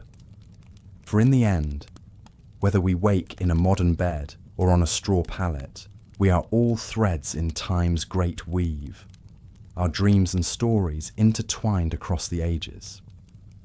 Good night, dear listener, and may your dreams be filled with the wonders and mysteries of the medieval world. May you find rest and peace in the knowledge that you too are part of the great human story, a story that continues to unfold with each passing night and each breaking dawn. Sleep well and dream deep. As the night's final hours wane, the first stirrings of a new day begin. In the east, the sky lightens from inky black to deep blue, the stars fading one by one. The cock crows, a clarion call that echoes across the slumbering landscape. In the villages and towns, the people begin to wake, rubbing sleep from their eyes and stretching stiff limbs. The baker stokes his oven, the blacksmith kindles his forge, the farmer's wife starts the day's bread, the miller's daughter fetches water from the well. Slowly, the medieval world comes to life, each person taking up their role in the great dance of existence. The shepherd leads his flock to pasture. The weaver settles at her loom. The priest dons his vestments for morning mass. The monk takes up his quill in the scriptorium. In the castle, servants bustle to prepare the morning meal. The lord and lady dress for the day's affairs. In the courtyard, the knights and squires begin their training, the clang of sword on shield ringing out in the crisp morning air. And so, as one day ends, another begins, the cycle endlessly repeating. The medieval world is a place of constant motion, of birth and death, of sowing and reaping, of war and peace. It's a world of great hardship and great beauty, of cruelty and kindness, of ignorance and wisdom. For those who call it home, it's the only world they know, the backdrop against which their lives and loves, their triumphs and tragedies play out. They navigate its challenges and cherish its joys, finding meaning and purpose in the roles they've been given, in the beliefs they hold dear. And for us, looking back across the centuries, it's a world that fascinates and intrigues, that repels and attracts. We marvel at its accomplishments and recoil at its brutalities. We seek to understand its mysteries and learn from its lessons. In the end, perhaps, the medieval era is not so different from our own. A time of great change and upheaval, of conflict and progress, of individuals striving to make their way in a world they can't fully control or comprehend. And just as we look back on their time with a mix of nostalgia and critique, of admiration and horror, so too might future generations look back on ours. We too are living in a story still being written, our actions and choices shaping the course of history in ways we can only dimly perceive. So perhaps the greatest lesson the medieval world can teach us is one of humility and perspective. We are all, in the end, only brief candles against the long night of history. Our individual lives mere flickers in the great cosmic dance. But what a dance it is, and what a privilege to be a part of it, to add our own small light to the sum of human experience. Whether we wake in a castle or a cottage, whether our days are filled with toil or leisure, we each have a role to play, a contribution to make. And so, as the medieval world stirs to life for another day, let us too rise to meet the challenges and opportunities of our own time. Let us learn from the past, but not be bound by it. Let us honor the wisdom of our ancestors while striving to create a better future for our descendants. For the great wheel of history turns on, and we turn with it, our stories weaving together across time and space, across culture and creed. And in the end, perhaps that is the greatest wonder of all, that in our infinite diversity, we are all at heart one human family, united by our common hopes and dreams, our common joys and sorrows. So let us greet this new day with open hearts and minds, ready to write our own chapter in the great book of human history. Let us take inspiration from the triumphs and failures of the past, but let us also have the courage to imagine a different future, one of greater justice, compassion, and understanding. And let us never forget that, whether we live in a time of darkness or light, of peace or strife, we are all part of something greater than ourselves, a grand and mysterious tapestry that stretches back to the dawn of time and forward to the horizon of eternity. This is the lesson of the medieval world, and of all worlds, a lesson whispered in the rustle of leaves and the babble of brooks, in the laughter of children and the wisdom of elders. It's a lesson that echoes in the stillness of the cloister and the clamour of the battlefield, in the quiet of a peasant's hut and the grandeur of a king's hall. And it's a lesson that we too can carry with us, a reminder of our shared humanity, our shared destiny, our shared hope for a world where all may wake to the dawning of a brighter day. So rest now, dear listener, and let the wisdom of the ages guide your dreams. For tomorrow is a new day, full of promise and possibility, and who knows what wonders it may bring. Good night, and may the peace of centuries past enfold you. May the hope of centuries yet to come inspire you. And may the love that binds us all, across all times and all places, forever light your way. As the day ends, you return to your humble cottage, your body aching from the long hours of toil in the fields. The setting sun casts a warm glow over the thatched roofs of the village, and the air is filled with the sounds of livestock being herded into pens for the night. You sit down to a simple meal of stew and bread with your family, the flickering light of the hearth casting dancing shadows on the walls. The conversation turns to the events of the day, the progress of the harvest, the health of the animals, the latest news from the neighbouring villages. As the night deepens, you climb into your straw bed, pulling a rough woolen blanket up to your chin. The sounds of the village fade away, replaced by the gentle crackle of the dying fire and the soft breathing of your family. Sleep claims you easily, your body and mind exhausted from the day's labours. But as you drift off, your thoughts turn to the wider world beyond your village, to the great lords and ladies in their grand castles, to the monks in their monasteries, to the merchants and craftsmen in the bustling towns. You may be just a simple peasant, but you are part of something much larger, a complex tapestry of social order and tradition that stretches back for centuries.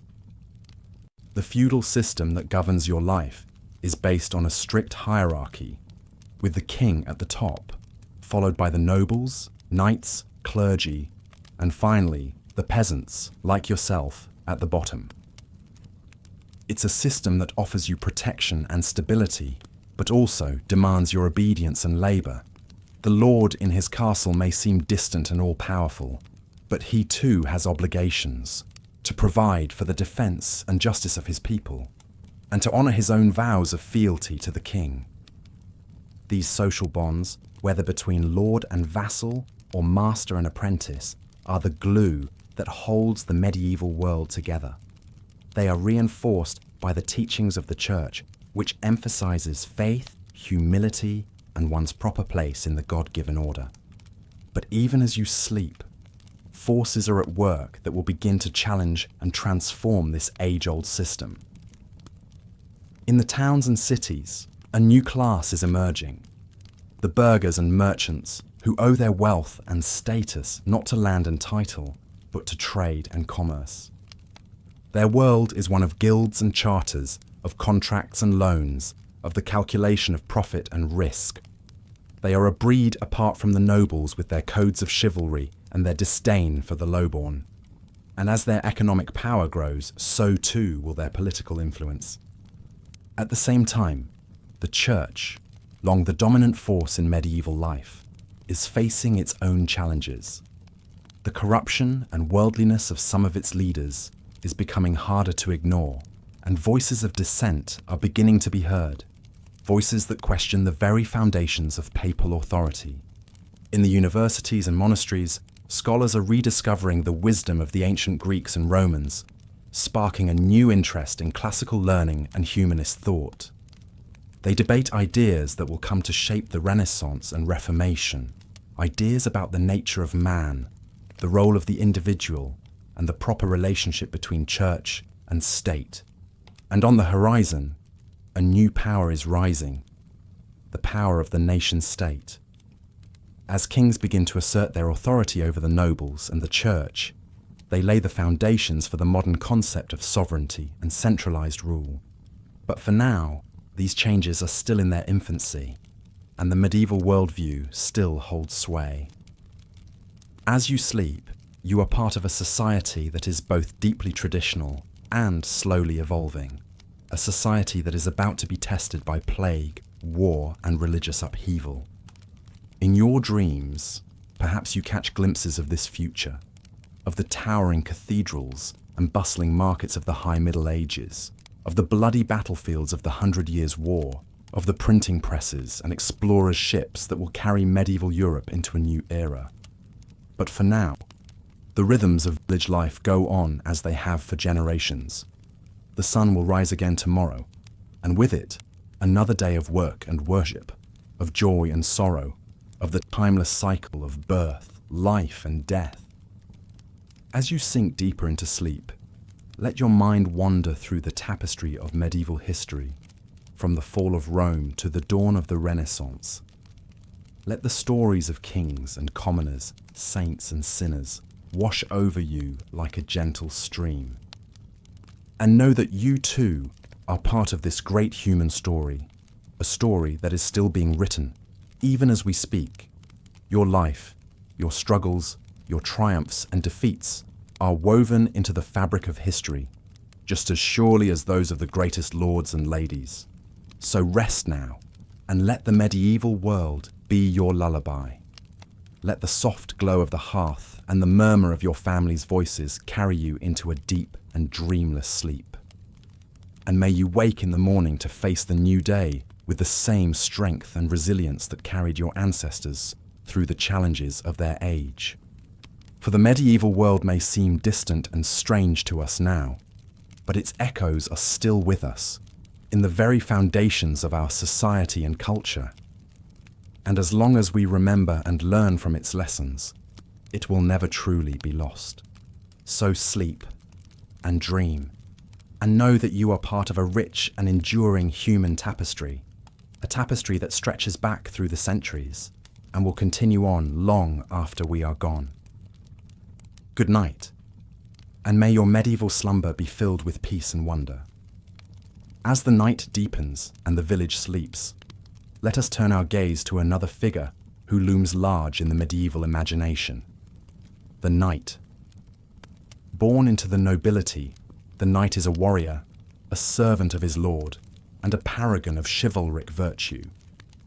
From a young age, he is trained in the arts of war, in swordsmanship, horsemanship, and the code of honor that sets him apart from the common soldier.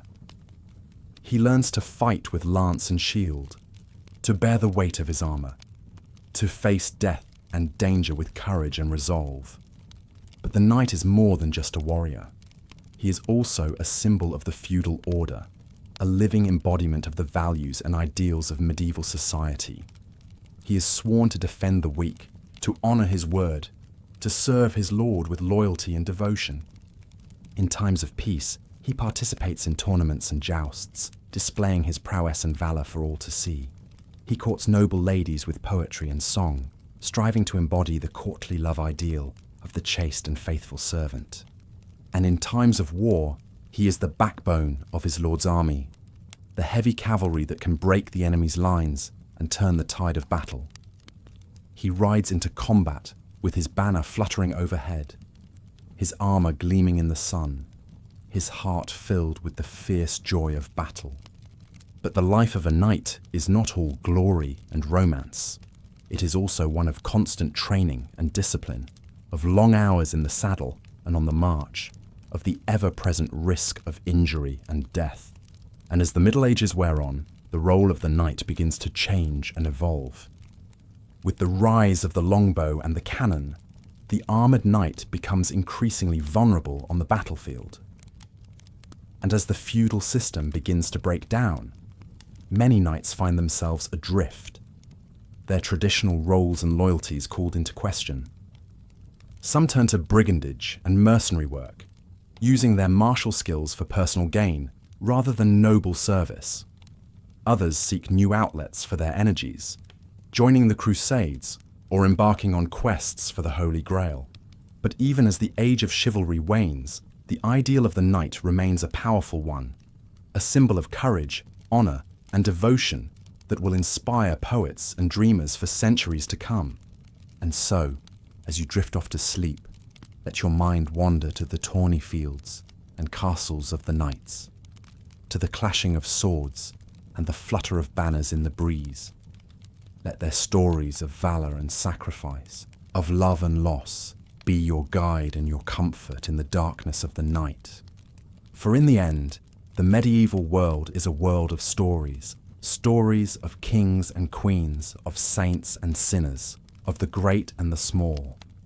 And it is through these stories that we come to understand and appreciate the richness and complexity of this long ago era.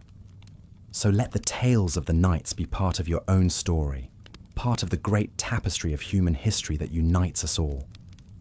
And as you sleep, know that you are part of something much larger than yourself, a world of wonder and mystery, of faith and fear, of the eternal struggle between light and darkness.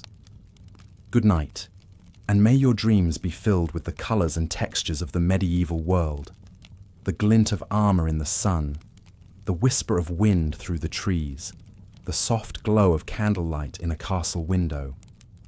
For it is in our dreams that the past comes alive again, and we are all part of its enduring legacy. As you slip deeper into your medieval slumber, let us turn our attention to another figure who casts a long shadow over this age, the monk. Clad in simple robes and bound by vows of poverty, chastity, and obedience. The monk is a seeker of God and a guardian of knowledge, in a time when learning is a rare and precious thing. In the early days of the Middle Ages, as the Western Roman Empire crumbles and chaos descends upon Europe, it is the monks who preserve the flame of civilization. In their monasteries and abbeys, they copy and illuminate ancient manuscripts, keeping alive the wisdom of the Greeks and Romans. They also develop new forms of agriculture and animal husbandry, turning their monasteries into self-sufficient islands of order and productivity in a sea of disorder and want. And as the centuries pass, they become increasingly involved in the affairs of the wider world, serving as advisors to kings and popes, and even leading armies in battle. But at the heart of the monastic life is the search for God, a search that takes many forms and follows many paths. Some monks, like the Benedictines, seek God through work and prayer, dividing their days between manual labor and the divine office. Others, like the Carthusians, seek him through solitude and silence, withdrawing from the world into a life of contemplation and asceticism. And still others, like the Franciscans and Dominicans, seek him through service to the poor and the preaching of the gospel. Regardless of their particular vocation, all monks share a common goal: to draw closer to God through the discipline and devotion of the religious life. They rise before dawn to chant the Psalms, spend long hours in prayer and meditation, and strive to subdue their earthly desires through fasting and self-denial. And in doing so, they offer a powerful witness to a world that is all too often consumed by violence, greed, and the pursuit of power. They remind us that there is more to life than the fleeting pleasures of the flesh, and that true happiness and fulfillment can only be found in the love and service of God. As you drift off to sleep, let your mind wander to the cloisters and scriptoriums of the monks, to the sound of chanting voices and the scratch of quill on parchment. Let their example of devotion and discipline be a comfort and an inspiration to you, a reminder that even in the darkest of times, there is always a light that guides us home. And know that you too are called to seek that light, to follow the path of truth and goodness wherever it may lead.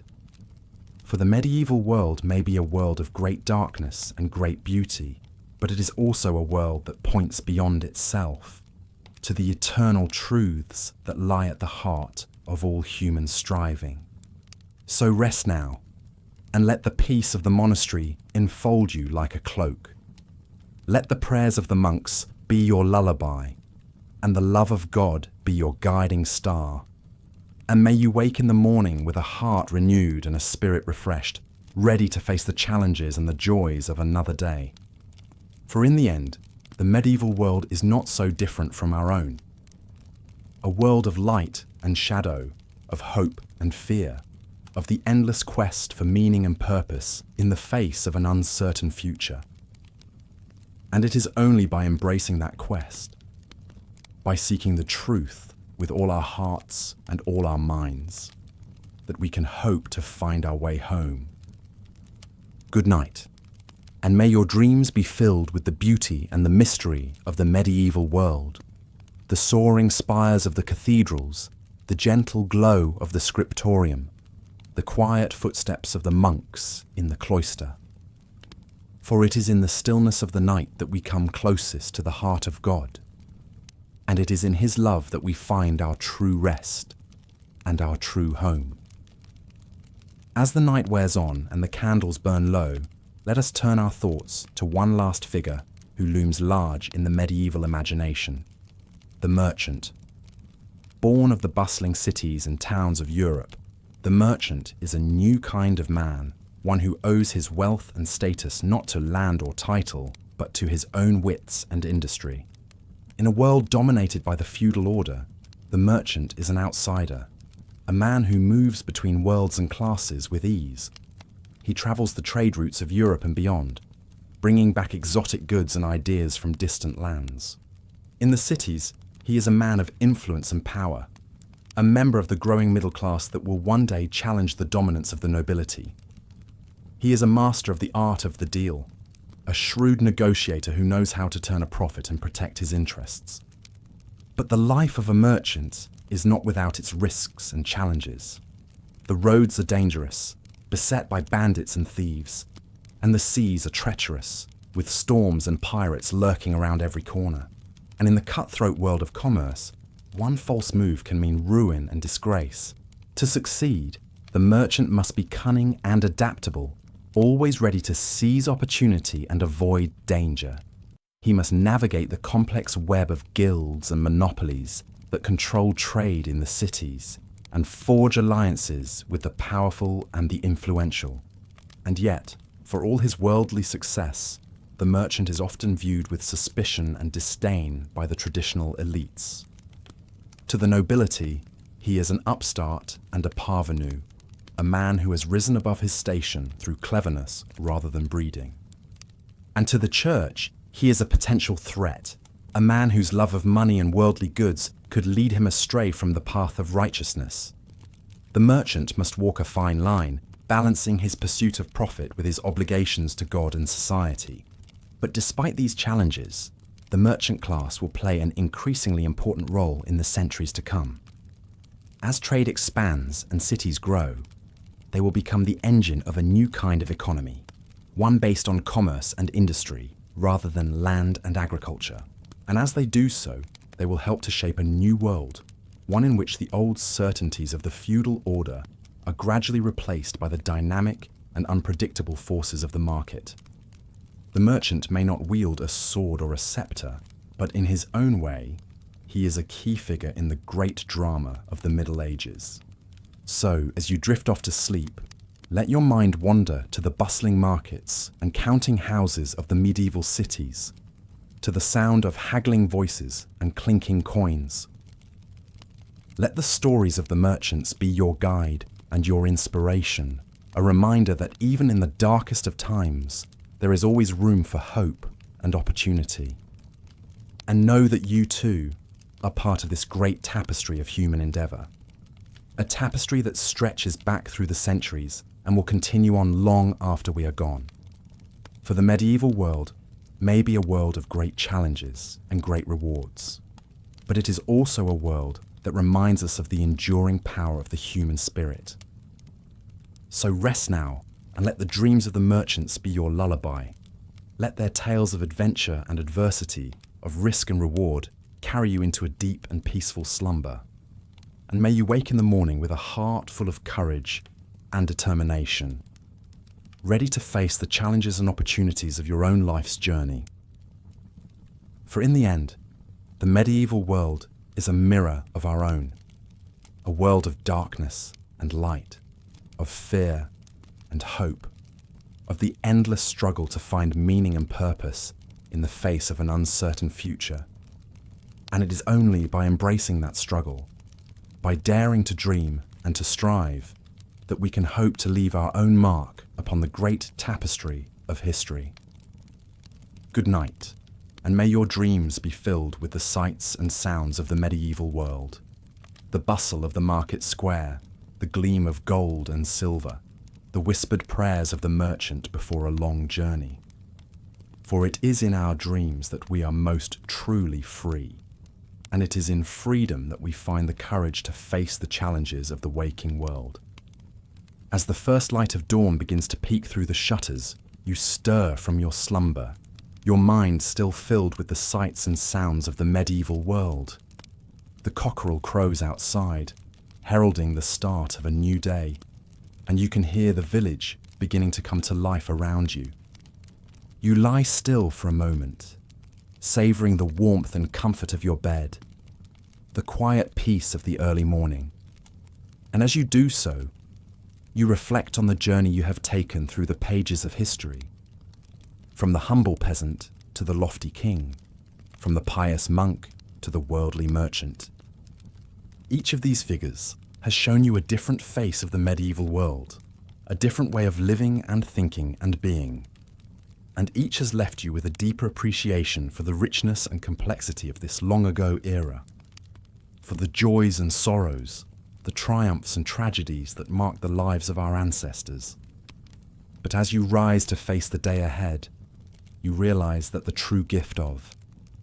As the gentle veil of sleep descends upon you, let us delve further into the rich tapestry of medieval history, focusing now on some of the most influential and fascinating figures of the time.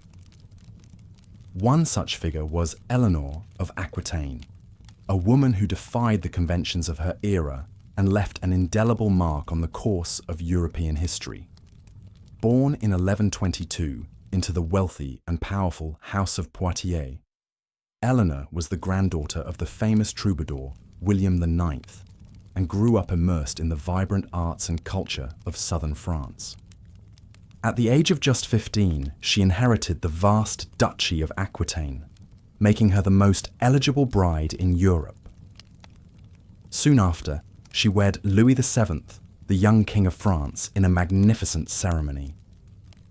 As queen, Eleanor brought a touch of southern refinement to the northern court, introducing the music, poetry, and courtly love traditions of her homeland. But Eleanor was no mere consort.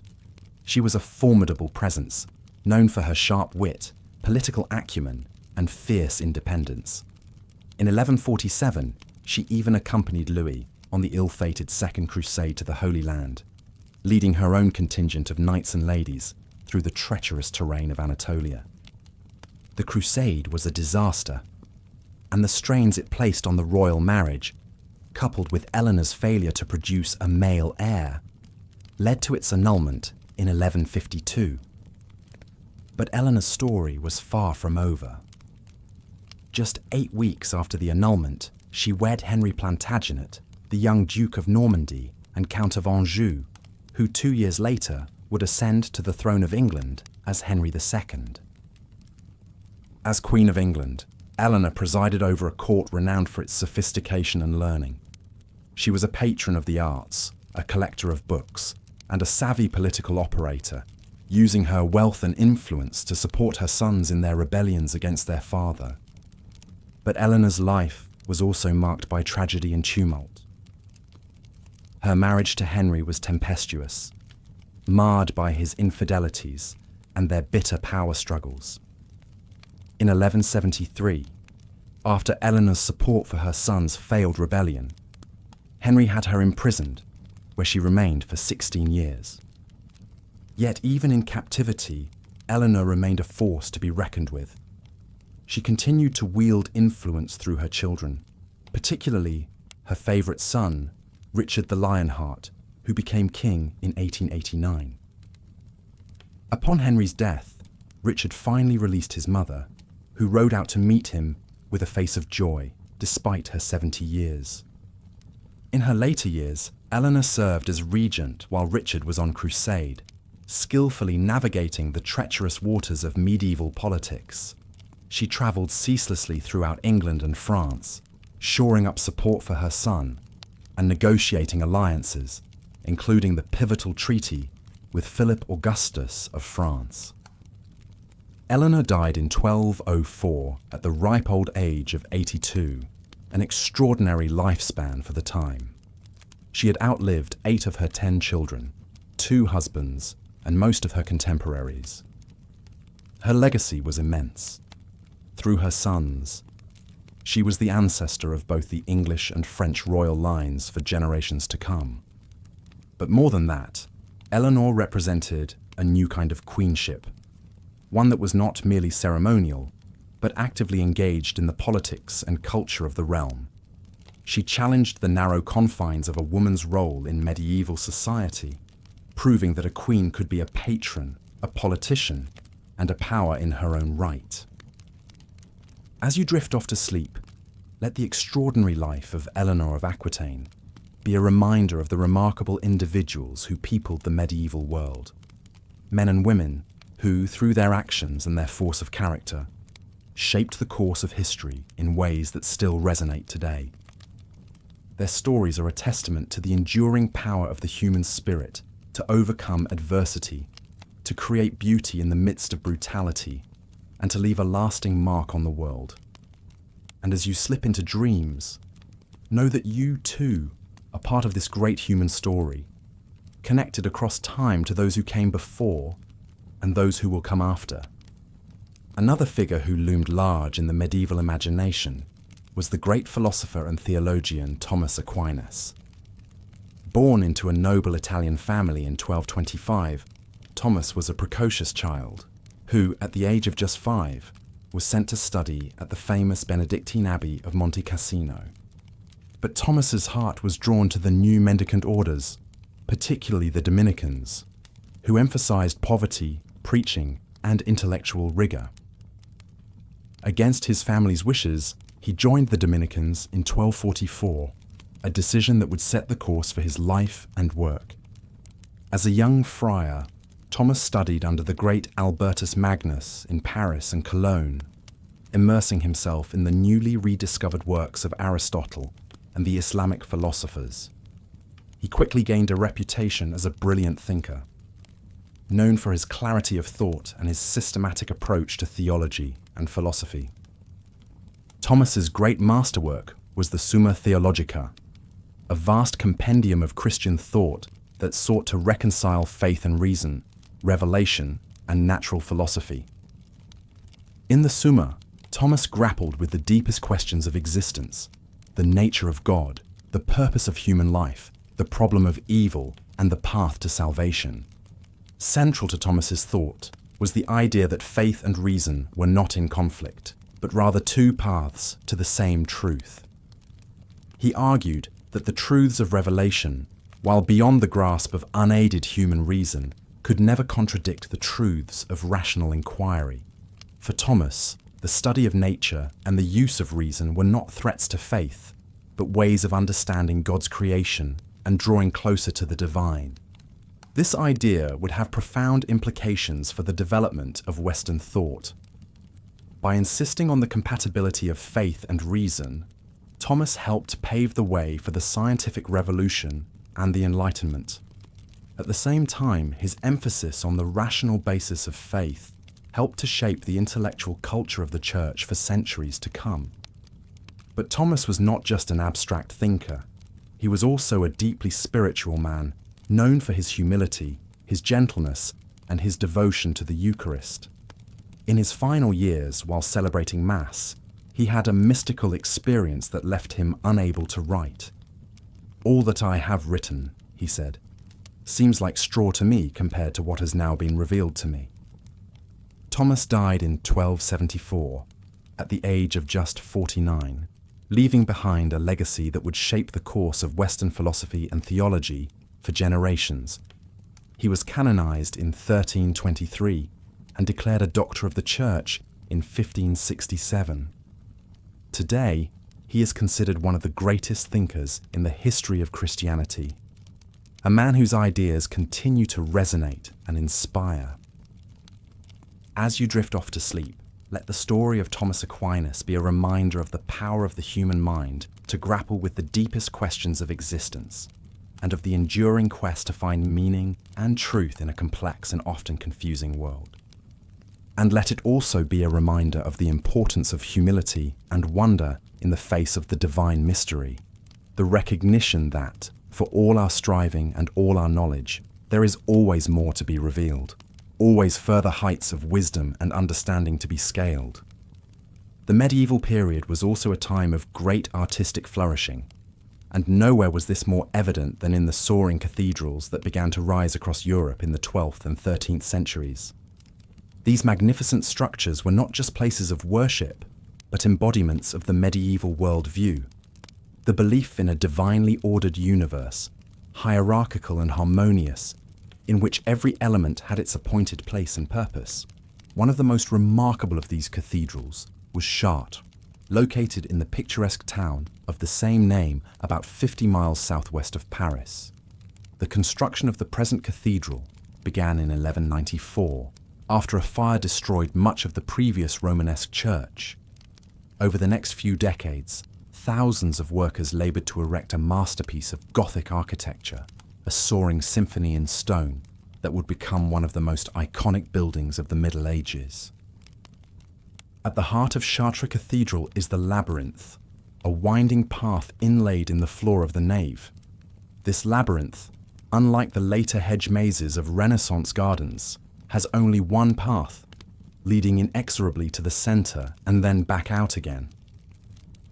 For the medieval faithful, walking the labyrinth was a symbolic pilgrimage, a miniature version of the great journey to Jerusalem that was the aspiration of every pious Christian. The labyrinth is just one of the many symbolic elements that pervade every aspect of the cathedral's design. The great western facade, with its 3 portals and rows of sculpted saints and biblical figures, is a stone Bible, a visual catechism for the largely illiterate medieval congregation. The soaring vaults and pointed arches draw the eye and the spirit upward toward the heavenly realms, while the play of light through the great stained glass windows creates an atmosphere of mystery and awe. But Chartres is more than just a work of art or a feat of engineering. It is a testament to the deep faith and communal spirit of the medieval world. The cathedral was not built by a single wealthy patron, but by the entire community, with rich and poor alike contributing their labour, their skills, and their resources. The construction site was a place of pilgrimage in itself, with workers coming from all over Europe to lend their efforts to the great endeavour. This sense of shared purpose and divine mission is reflected in the many legends that grew up around the cathedral's construction.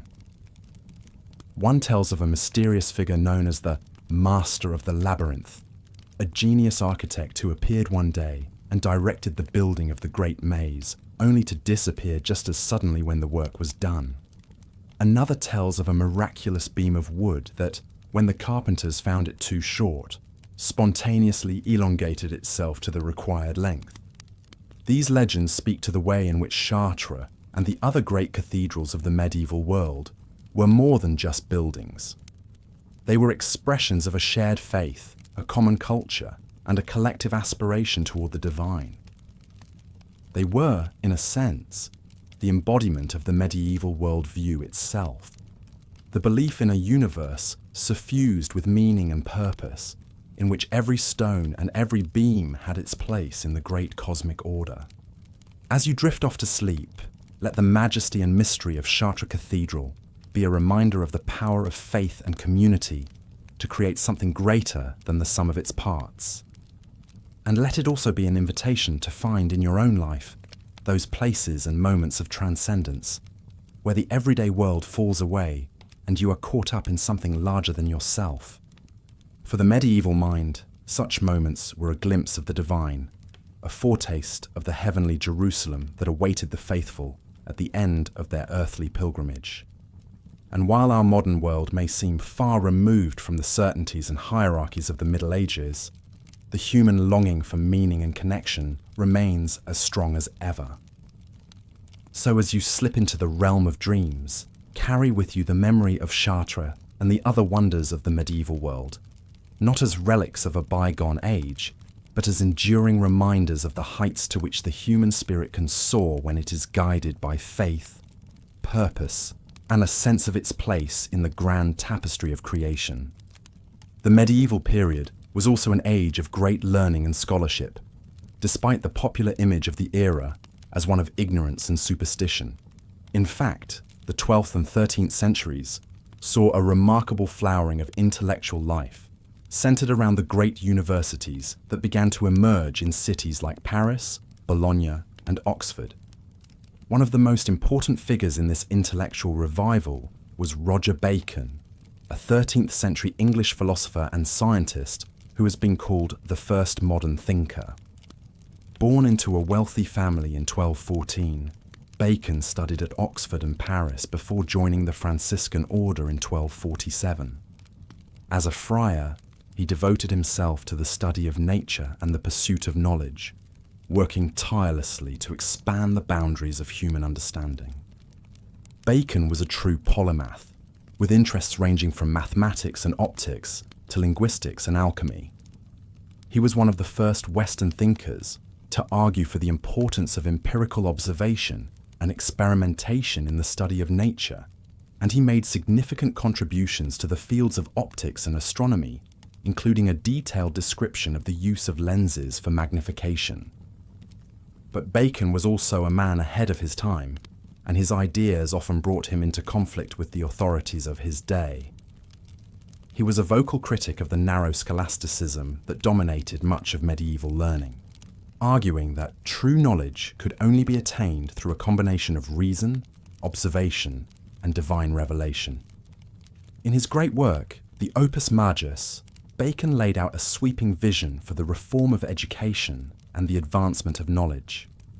He argued for the importance of studying languages, particularly Greek and Arabic, in order to access the wisdom of the ancients and the cutting-edge science of the Islamic world. He also emphasized the need for a more practical and empirical approach to learning, one that would equip students with the skills and knowledge needed to navigate the complexities of the world. Bacon's ideas were met with suspicion and even hostility by many of his contemporaries, who saw him as a dangerous radical. He was accused of heresy and sorcery, and spent many years in prison as a result of his unconventional views. But despite the obstacles he faced, Bacon never lost his passion for knowledge or his belief in the power of the human mind to unravel the mysteries of the universe. In many ways, Bacon was a man out of step with his time, a visionary thinker who saw beyond the limitations of medieval science and philosophy, and who dared to imagine a world in which knowledge was a tool for the betterment of humanity, rather than a weapon of dogma and control. His legacy lived on long after his death, inspiring generations of scientists and thinkers who would build on his ideas and carry forward his vision of a more enlightened and rational world. As you drift off to sleep, let the story of Roger Bacon be a reminder of the enduring power of the human intellect to push beyond the boundaries of the known and to imagine new possibilities for the future. And let it also be a call to embrace the spirit of curiosity and wonder that lies at the heart of all true learning. The desire to understand the world in all its complexity and beauty, and to use that understanding to make a positive difference in the lives of others.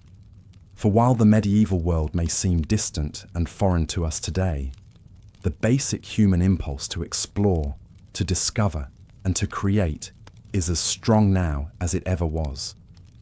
And as we navigate the challenges and uncertainties of our own time, we can draw strength and inspiration from the example of thinkers like Roger Bacon, men and women who dared to question the received wisdom of their age, and who worked tirelessly to expand the frontiers of human knowledge and understanding. So as you slip into the realm of dreams, carry with you the spirit of the great medieval thinkers, their curiosity, their courage, and their unshakable belief in the power of the mind to illuminate even the darkest corners of the universe. And know that, in your own way, you too are part of this great and ongoing quest for truth and meaning. A quest that connects us across the centuries and reminds us of our common humanity.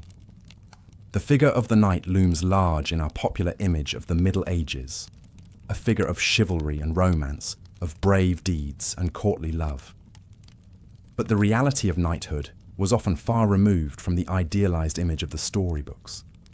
To be a knight in medieval Europe was to occupy a unique and often precarious position, caught between the demands of feudal society and the changing realities of warfare and politics. One of the most famous knights of the medieval period was William Marshal, a man whose life embodied both the ideals and the realities of knighthood. Born in 1146 into a minor noble family, William was given as a hostage to King Stephen of England at the age of 5, a common practice in the feudal system to ensure the loyalty of vassal lords. Despite this inauspicious start, William would go on to become one of the most celebrated knights of his age. He distinguished himself in tournaments and on the battlefield, serving under 5 English kings and earning a reputation as a paragon of chivalry and honour. He was a skilled diplomat as well as a warrior, and played a key role in negotiating the peace between England and France in the early 13th century. But William's life was also marked by the harsh realities of medieval politics and warfare.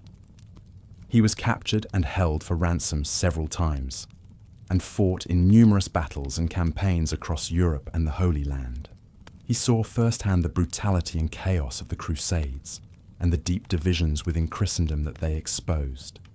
Despite these challenges, William remained true to his ideals of knighthood throughout his life. He was known for his loyalty, his courage, and his sense of fair play, even in the face of great adversity. He was a patron of the arts and a supporter of the church, and used his influence to promote justice and stability in a turbulent age. In many ways, William Marshal embodies the complex and contradictory nature of knighthood in the Middle Ages. On the one hand, knights were the embodiment of a high medieval ideal, brave, chivalrous, and devoted to the service of God and their feudal lords. They were the backbone of the medieval military system, and played a key role in the expansion and defense of Christendom. But at the same time, knights were also deeply enmeshed in the brutal realities of medieval warfare and politics. They were often caught up in the endless cycle of feudal violence and revenge, and their loyalty to their lords could lead them into conflict with the broader interests of society. The ideals of chivalry, while noble in theory, were often honoured more in the breach than in the observance. As you drift off to sleep, as the echoes of the medieval world fade into the realm of dreams, let us linger a moment longer on the rich tapestry of life in those times. The clatter of hooves on cobblestones, the clang of the blacksmith's hammer, the tolling of church bells, these were the sounds that mark the rhythm of daily existence. For the vast majority, life was a struggle against the elements, against hunger and disease. The peasant in the field, the weaver at the loom, the mason chipping away at a block of stone. Their lives were defined by toil, their horizons often limited to the village or town of their birth. But even in the midst of hardship, there was community. The bonds of family, of shared labour and shared faith wove people together. In the evenings, around the hearth fire, stories were told, of brave knights and holy saints, of mischievous spirits and miraculous events.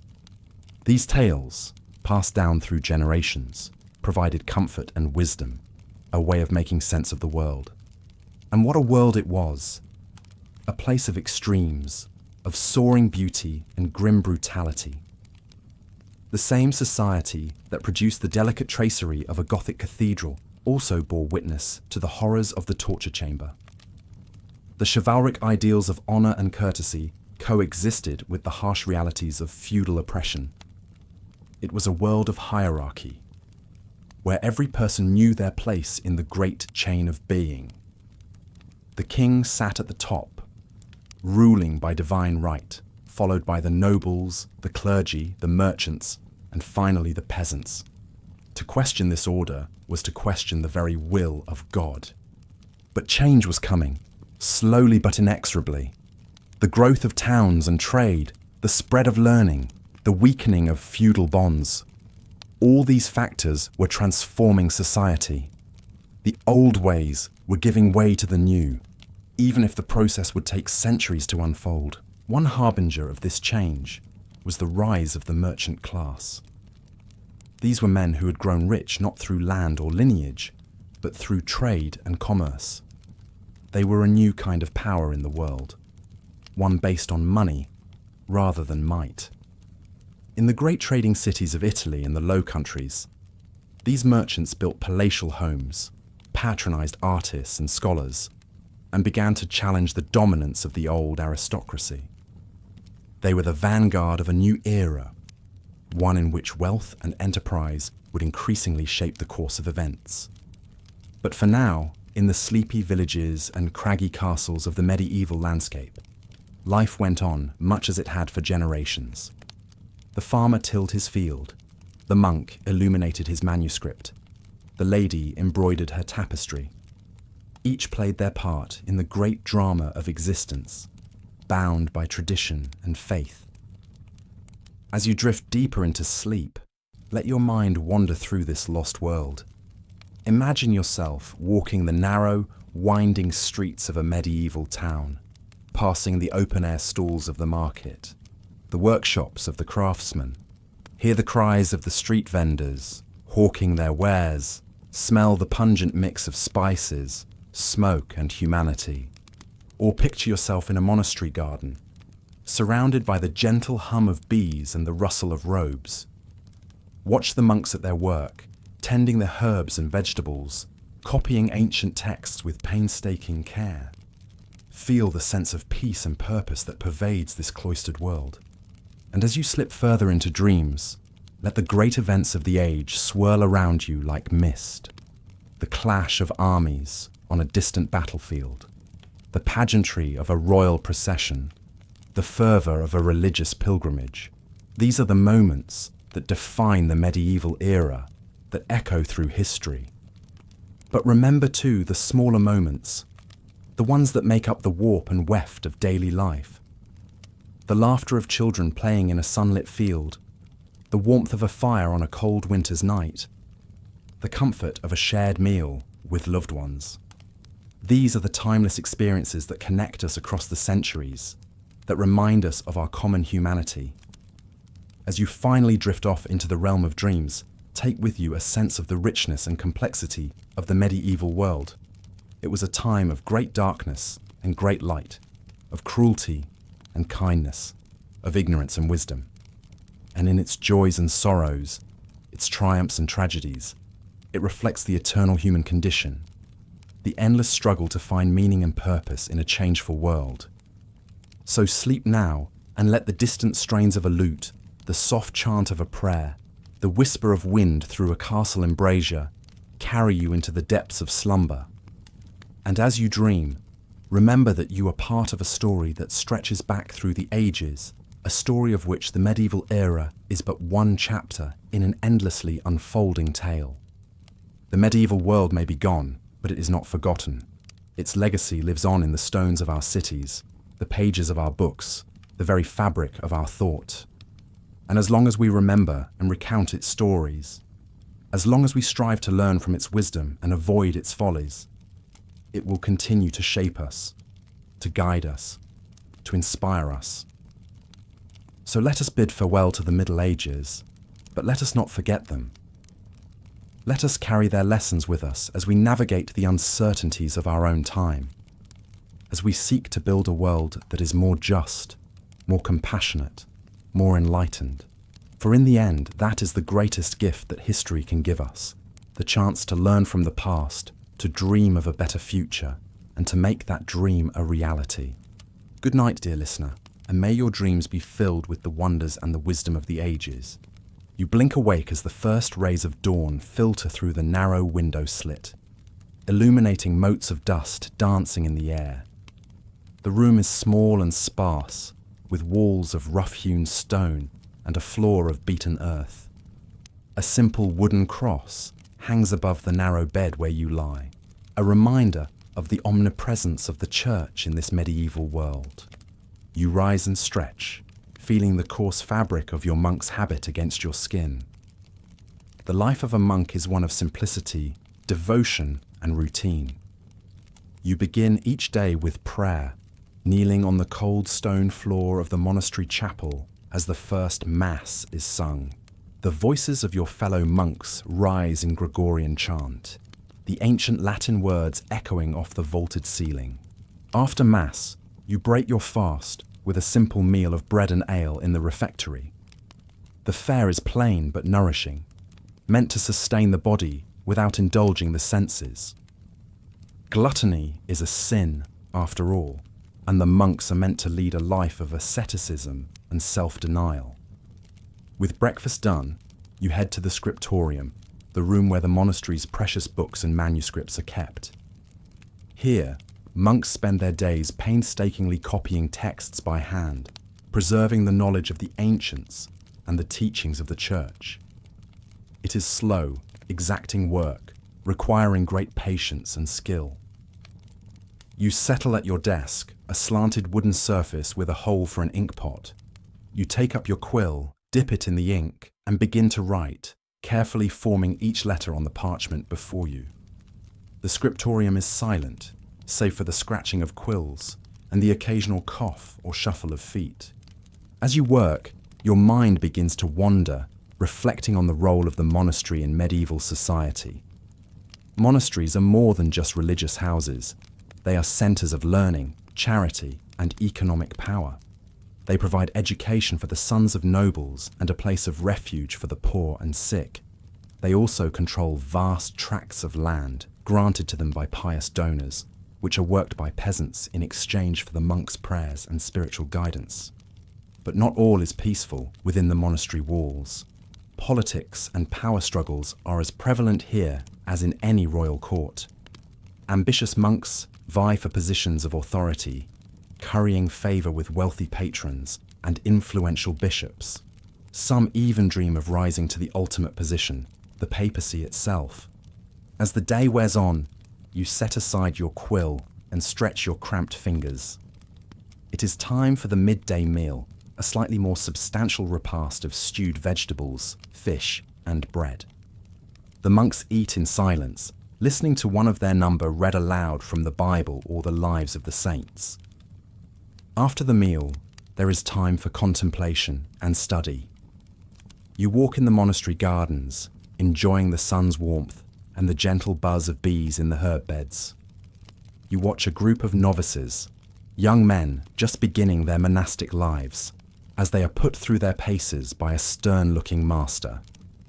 They are learning the rule of Saint Benedict, the strict code that governs every aspect of monastic life.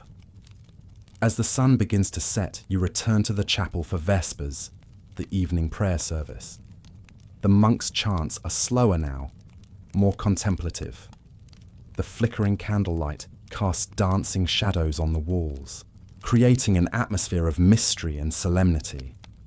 After Vespers, you retire to your cell for a few hours of sleep before rising again in the dead of night for matins, the first of the canonical hours. This is the pattern of your days, a ceaseless round of prayer, work, and contemplation. It is a hard life, one of self-denial and discipline, but it is also a life of purpose and spiritual fulfillment. In a world rife with violence, disease, and uncertainty, the monastery provides a haven of peace and stability. It is a beacon of light in the often dark times of the Middle Ages. As you drift off to sleep, you reflect on the paradoxes of monastic life. To the outside world, it may seem a life of confinement and restriction. But for those called to it, it is a life of liberation, freeing the soul from the snares of the material world to contemplate the divine. In your dreams, you see the great monasteries of the age, Monte Cassino in Italy, Cluny in France, Lindisfarne in England. You see the monks at their labours, copying manuscripts, tending gardens, offering succour to the poor and weary. And you see the great saints and scholars that the monasteries have produced, Benedict, Bede, Alcuin, Bernard of Clairvaux. The monasteries are the guardians of knowledge and culture in a turbulent age.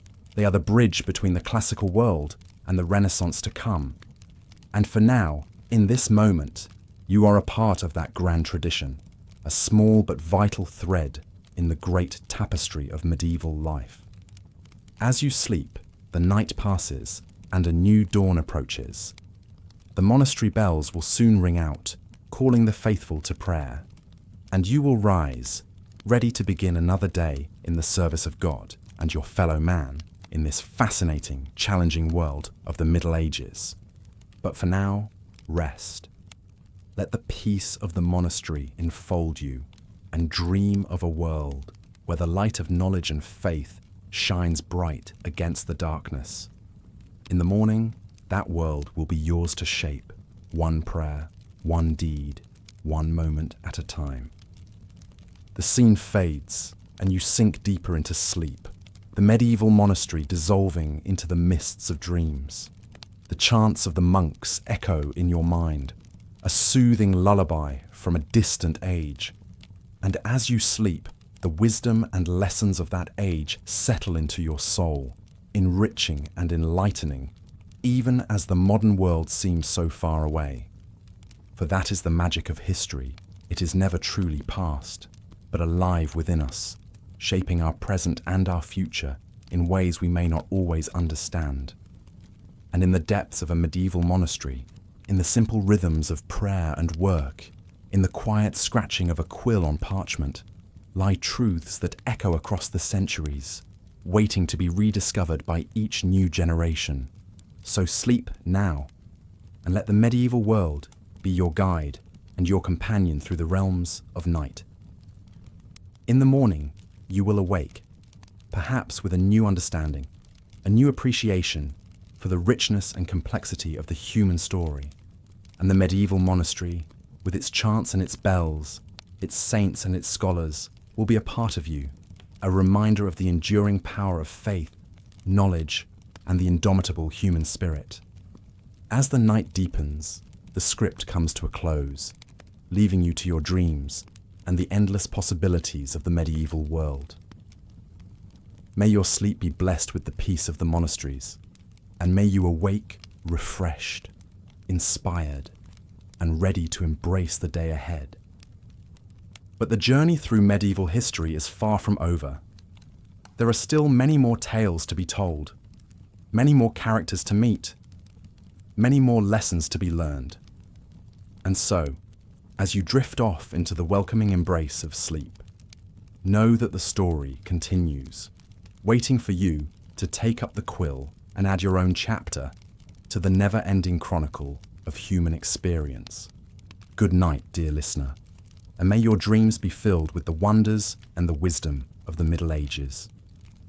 Until next time, when we shall meet again in the pages of history, in the realm of sleep and story, and the enduring magic of the human imagination, fare thee well and sleep in peace.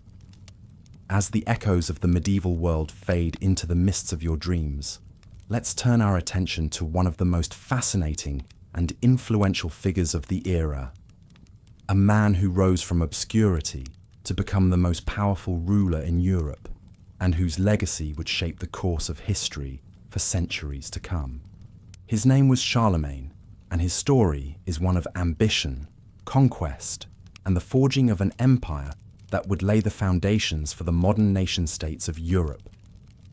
Charlemagne was born in the year 742 into a noble family of the Franks, a Germanic people who had settled in the lands of modern-day France and Germany. His father, Pepin the Short, was the first of the Carolingian dynasty to rule as king of the Franks, and he passed on his crown to Charlemagne and his brother Carloman upon his death in 768. But Charlemagne was not content to simply rule alongside his brother. He was a man of towering ambition, with a vision of a united Christian empire stretching across Europe. And so, when Carloman died unexpectedly, just a few years into their joint reign, Charlemagne wasted no time in claiming sole rulership of the Frankish kingdom. With a powerful army at his command, Charlemagne set out to expand his territories and bring the various peoples of Europe under his sway. He led his troops on a series of successful campaigns, conquering the Lombards in Italy, the Saxons in Germany, and the Avars in Hungary. As his empire grew, so too did Charlemagne's reputation as a great warrior and leader. He was known for his bravery on the battlefield, often fighting alongside his men and inspiring them with his courage and determination. But he was also a shrewd politician, forging alliances and using diplomacy to extend his influence far beyond the borders of his own kingdom. Under Charlemagne's rule, the Frankish Empire reached its greatest extent, stretching from the Atlantic coast of France to the borders of modern-day Hungary and Croatia.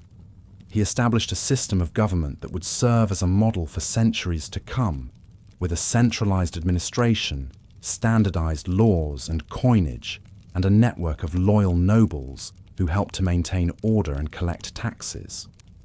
But perhaps Charlemagne's greatest legacy was his role in the preservation and promotion of learning and culture. He was a patron of the arts and sciences, and he encouraged the spread of education throughout his empire. He brought scholars and artists from across Europe to his court at Aachen, where they worked to translate ancient texts, compile encyclopedias, and create beautiful works of art and architecture. Charlemagne's efforts to foster learning and culture would have a lasting impact on European history. The so-called Carolingian Renaissance that flourished under his rule saw a revival of classical learning and a renewed interest in the works of ancient authors like Cicero and Virgil. This intellectual flowering would lay the groundwork for the later Renaissance of the 14th and 15th centuries, which would transform European art, literature, and science. But perhaps the most enduring symbol of Charlemagne's legacy is the imperial crown that he wore as Emperor of the Romans. In the year 800, on Christmas Day, Pope Leo III placed a crown on Charlemagne's head in St. Peter's Basilica in Rome, proclaiming him the new Emperor of the West. This coronation was a momentous event, marking the first time since the fall of the Roman Empire that a ruler had claimed the title of Emperor in Western Europe. It was a powerful statement of Charlemagne's authority and prestige, and a recognition of his role as the defender of the Christian faith and the protector of the Church. Of course, the reality of Charlemagne's empire was far from the idealized vision of a united Christian realm. His conquests were often brutal, and his efforts to impose his will on the various peoples of Europe were met with resistance and rebellion. The empire he built would not long survive his death in 814, as his successors struggled to maintain control over the vast and disparate territories he had brought under Frankish rule. But despite the challenges and setbacks he faced, there is no denying the immense impact that Charlemagne had on the course of European history. He was a towering figure who left an indelible mark on the medieval world, shaping its politics, culture, and religion in ways that would resonate for centuries to come. As you drift deeper into sleep, let the story of Charlemagne be a reminder of the enduring power of vision, ambition, and leadership. For even in the darkest and most turbulent of times, there are those who rise above the fray to leave a lasting legacy that echoes through the ages. And so, as the last embers of the day fade into the cool embrace of night, let your mind wander back to that distant time, to a world of kings and emperors, of knights and castles, of faith and learning.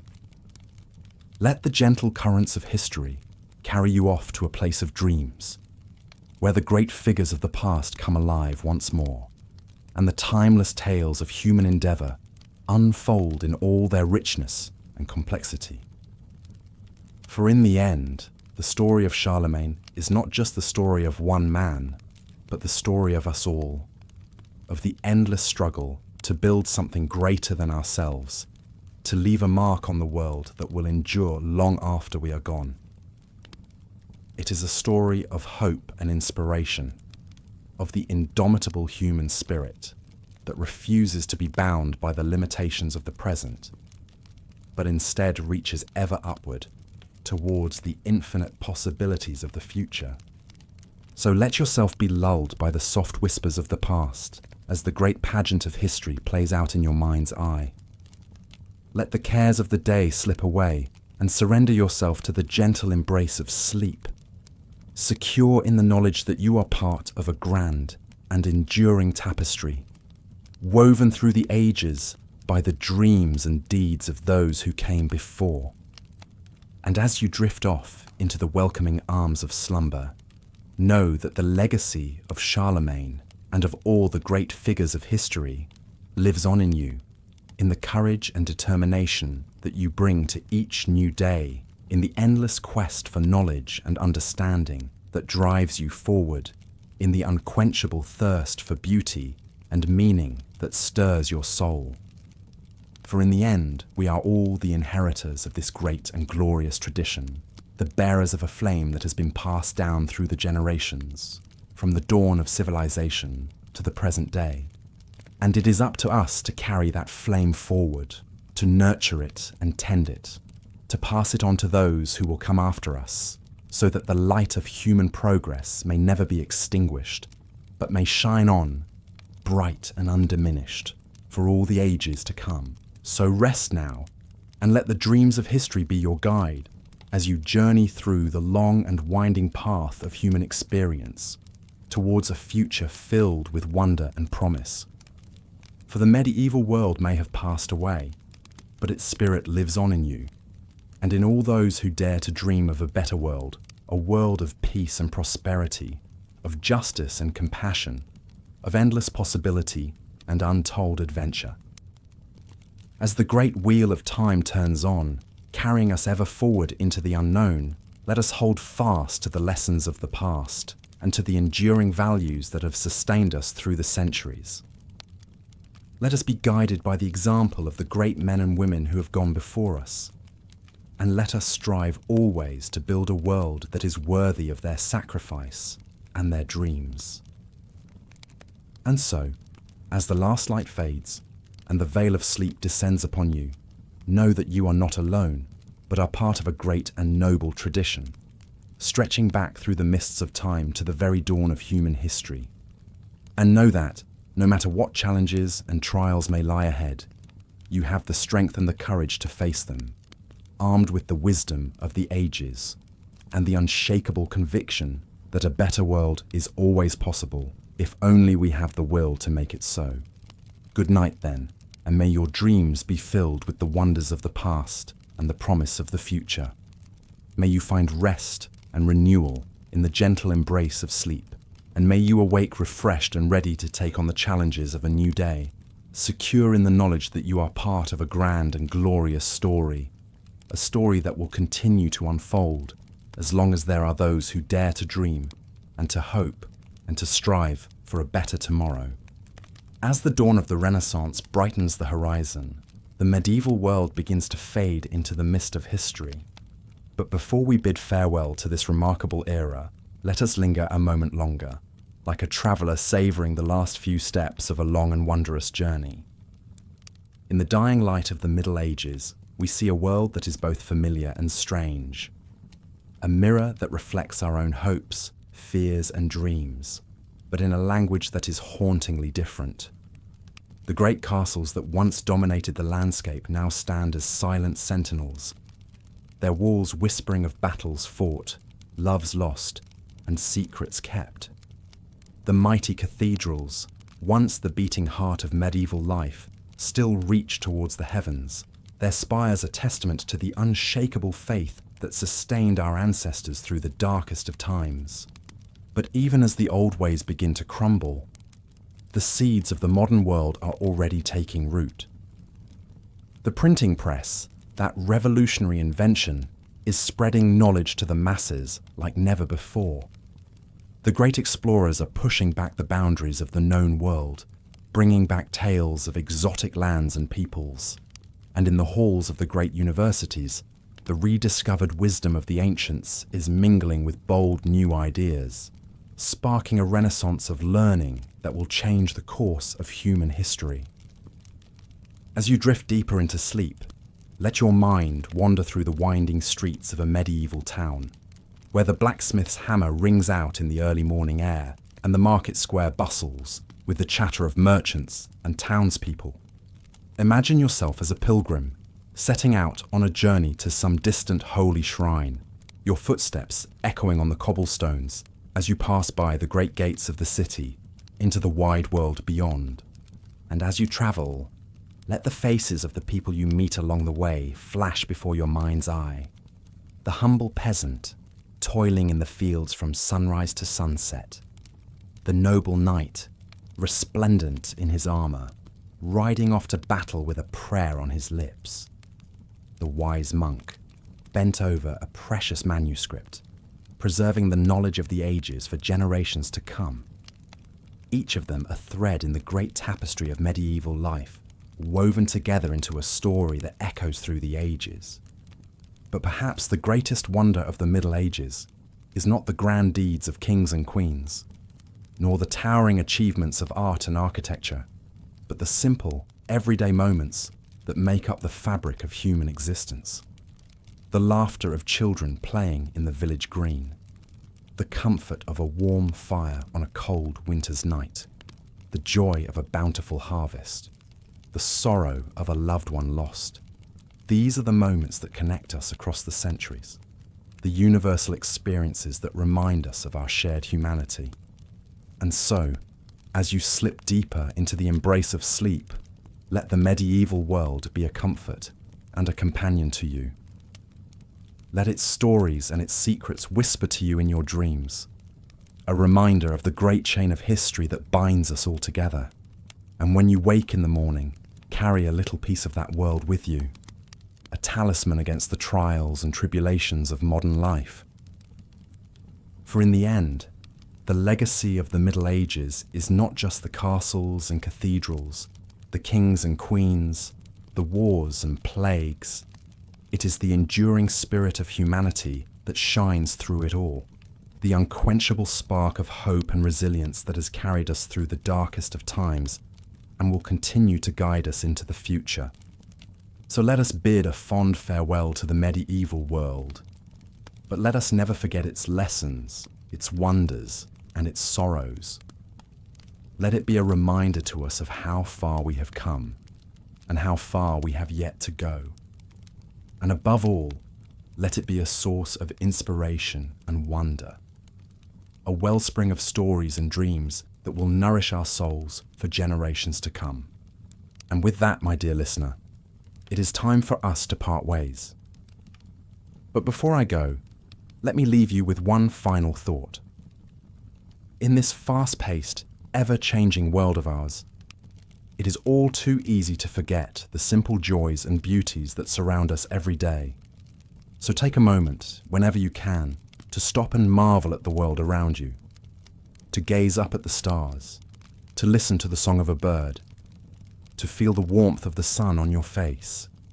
For in those moments, you are connected to something greater than yourself, to the vast and wondrous tapestry of life that stretches out across the ages. And if you have enjoyed our journey through the medieval world, if it has brought you even a moment of peace, wonder, or inspiration, then I invite you to like this video and subscribe to our channel. For there are still so many stories left to tell, so many wonders left to discover, and I would be honored to be your guide on those journeys. But for now, my friend, it is time to rest. Let the cares of the day fade away, and let the gentle rhythms of sleep carry you off to a world of dreams. And may you wake in the morning with a heart full of hope, a mind full of wonder, and a soul ready to embrace all the beauty and mystery that life has to offer. Good night, my dear listener, and sweet dreams, until we meet again on some other journey through the mists of history.